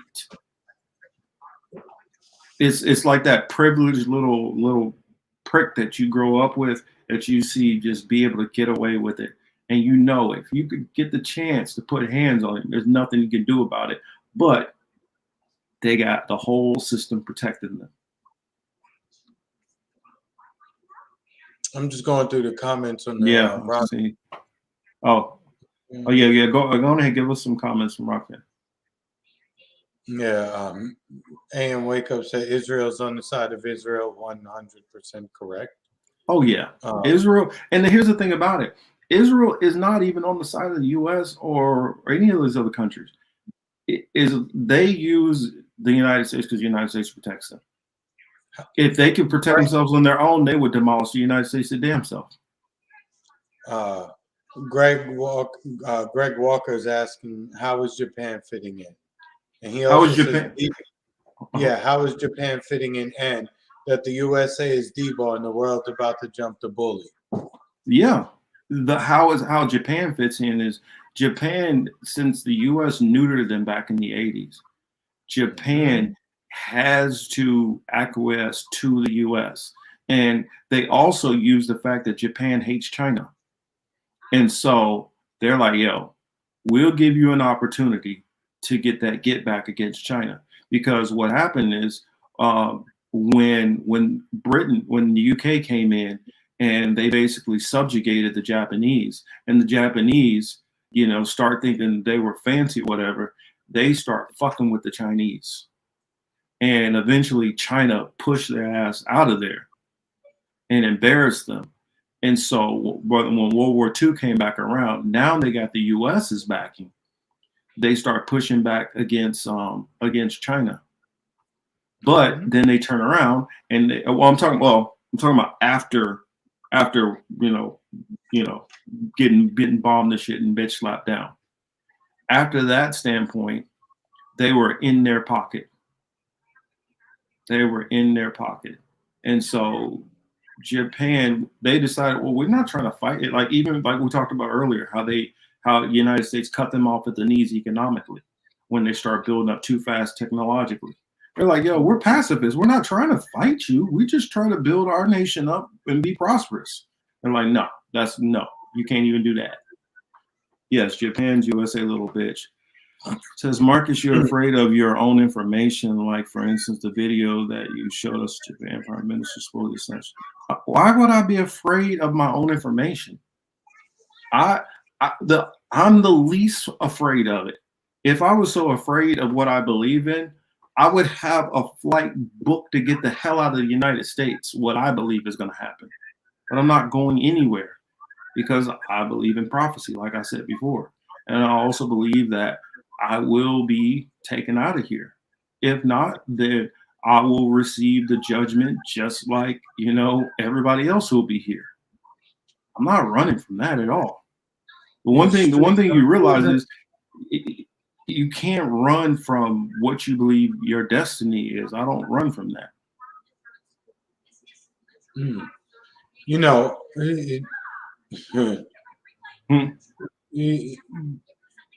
here's the thing: we enslave ourselves to a certain extent. We are still very much dependent upon their products, their services to even communicate, to even do this and talk and, you know, get behind each other. Hey, Lucky. Et cetera. Lucky, what's up? You know, we have to be careful. We have to, you know, learn how to be. I have to address that. When he said turn the planet into rubble. No, just because the United States or North America and their allies, that doesn't mean that's the whole entire planet. That does not mean that that's the whole entire planet. It's just, it's like if you're playing chess. After you beat the other person, it doesn't mean that all your moves, your knights, your bishops are all taken off the board. Like checkers, it doesn't mean that once they're wiped out, you're wiped out too. I'm not talking about mutual destruction because the planet is going to continue on. I don't believe the planet. I'm not a Christian. I don't believe that we're going to go float in some cloud mansions. That's not what I believe. So, there we go. But sorry for interrupting. Continue, sir. No, I was just let me see. No, I was just going through the comments. Yeah, I mean, and if you look at it like this, what was old boy's name from? You remember Four Brothers, Chris? Yeah, with Victor Sweet, with three stacks, Marky Mark. Yeah, Tyrese and and some other kid that we don't really know. Another like white guy. Yeah. But you remember what happened to Victor Sweet? Damn. What happened? You remember when he made one of his dudes? He made him and his wife eat the food off the floor like a dog. Oh yes. You remember how shitty he used to treat his people? What did his people do? They flipped on him. They all flipped on him. And if you don't understand the United States history with everybody else outside of Great Britain, the United States is literally bullied and punked the whole damn world. There is not a country out there who does not have an axe to grind against the U.S. And you don't think the moment that they can find, like remember I used to say all the time, Chris, about you got all these mob bosses. the one moment that they see a weakness that they can push that main boss out of the way, they're gonna take it. They's like, oh well, we like this guy better, and he's gonna be a better leader for us. All we got to do is get rid of the Don. What's gonna happen? They're gonna jump ship and get rid of the Don. That's that simple. That's it. They're gonna go where they treated better. That's it. Yep. Simple. So yeah, that's what my assessment is. That's what I see. Like I say, plenty of people don't agree with me. Plenty of people have their own views, but that's just what I believe is. Correct. Yes, heaven is a gated community. They're not letting everybody in, but that does not mean that everybody won't have a nation and a place to go. That doesn't mean that either. Oh, I'm not getting in there either. Yeah, heaven's a gated community. Nope. All that's up to third world shitholes. Yo, we can make that shit fun. You know, the holes in the wall are always the best place to party. And they're always the best place to get some food. So, you know, soon enough, it'll be the best place to live too. Yeah, see, I don't believe what you're about taking. There's not going to be taking the Knights of Malta out of place, and that's not going to happen. Everybody's thinking that it's going to be some movie where it's just going to be all these massive convictions coming down and everything's going to be set back in order. And no, it's not. It's not how it's going to go. But you know, I'll leave it there. It's late over there for my boy, and you know, I'm getting a little hungry myself. I got a couple games. I got to coach tomorrow, so gotta get up in that. Yeah, and I gotta make. I got me run around, man. It got me dropping all these kids off, and you know I can't stand kids. You know what I'm saying? But, you know, it is what it is, man. Especially that one over there called Jalen. Yeah, he can go. All right, but this has been the Political Matrix. I am one half of the Political Matrix, Young Morpheus, also known as Marcus Cage, and here with Mr. Cy Lawson. Y'all have a great weekend. Make sure to go hop over into Uncle Warren's chat after we leave here. Go show him some love. Yes, that's right. Go show Warren some love if he's going to stay online. And make sure to come and check out my interview tomorrow with Nico House, and then tomorrow afternoon or tomorrow night I'll be on with Lucky Burrito. So make sure to check that out. That's it, you guys. All have a good one. Have a safe weekend. I'll holler at you later, my brother Chris. I'll probably call you tomorrow. All right, yeah, do that. That's it. Y'all all have a great one. Thank you, everybody who came in, caught us live, and thank you, everybody who watched this on the replay.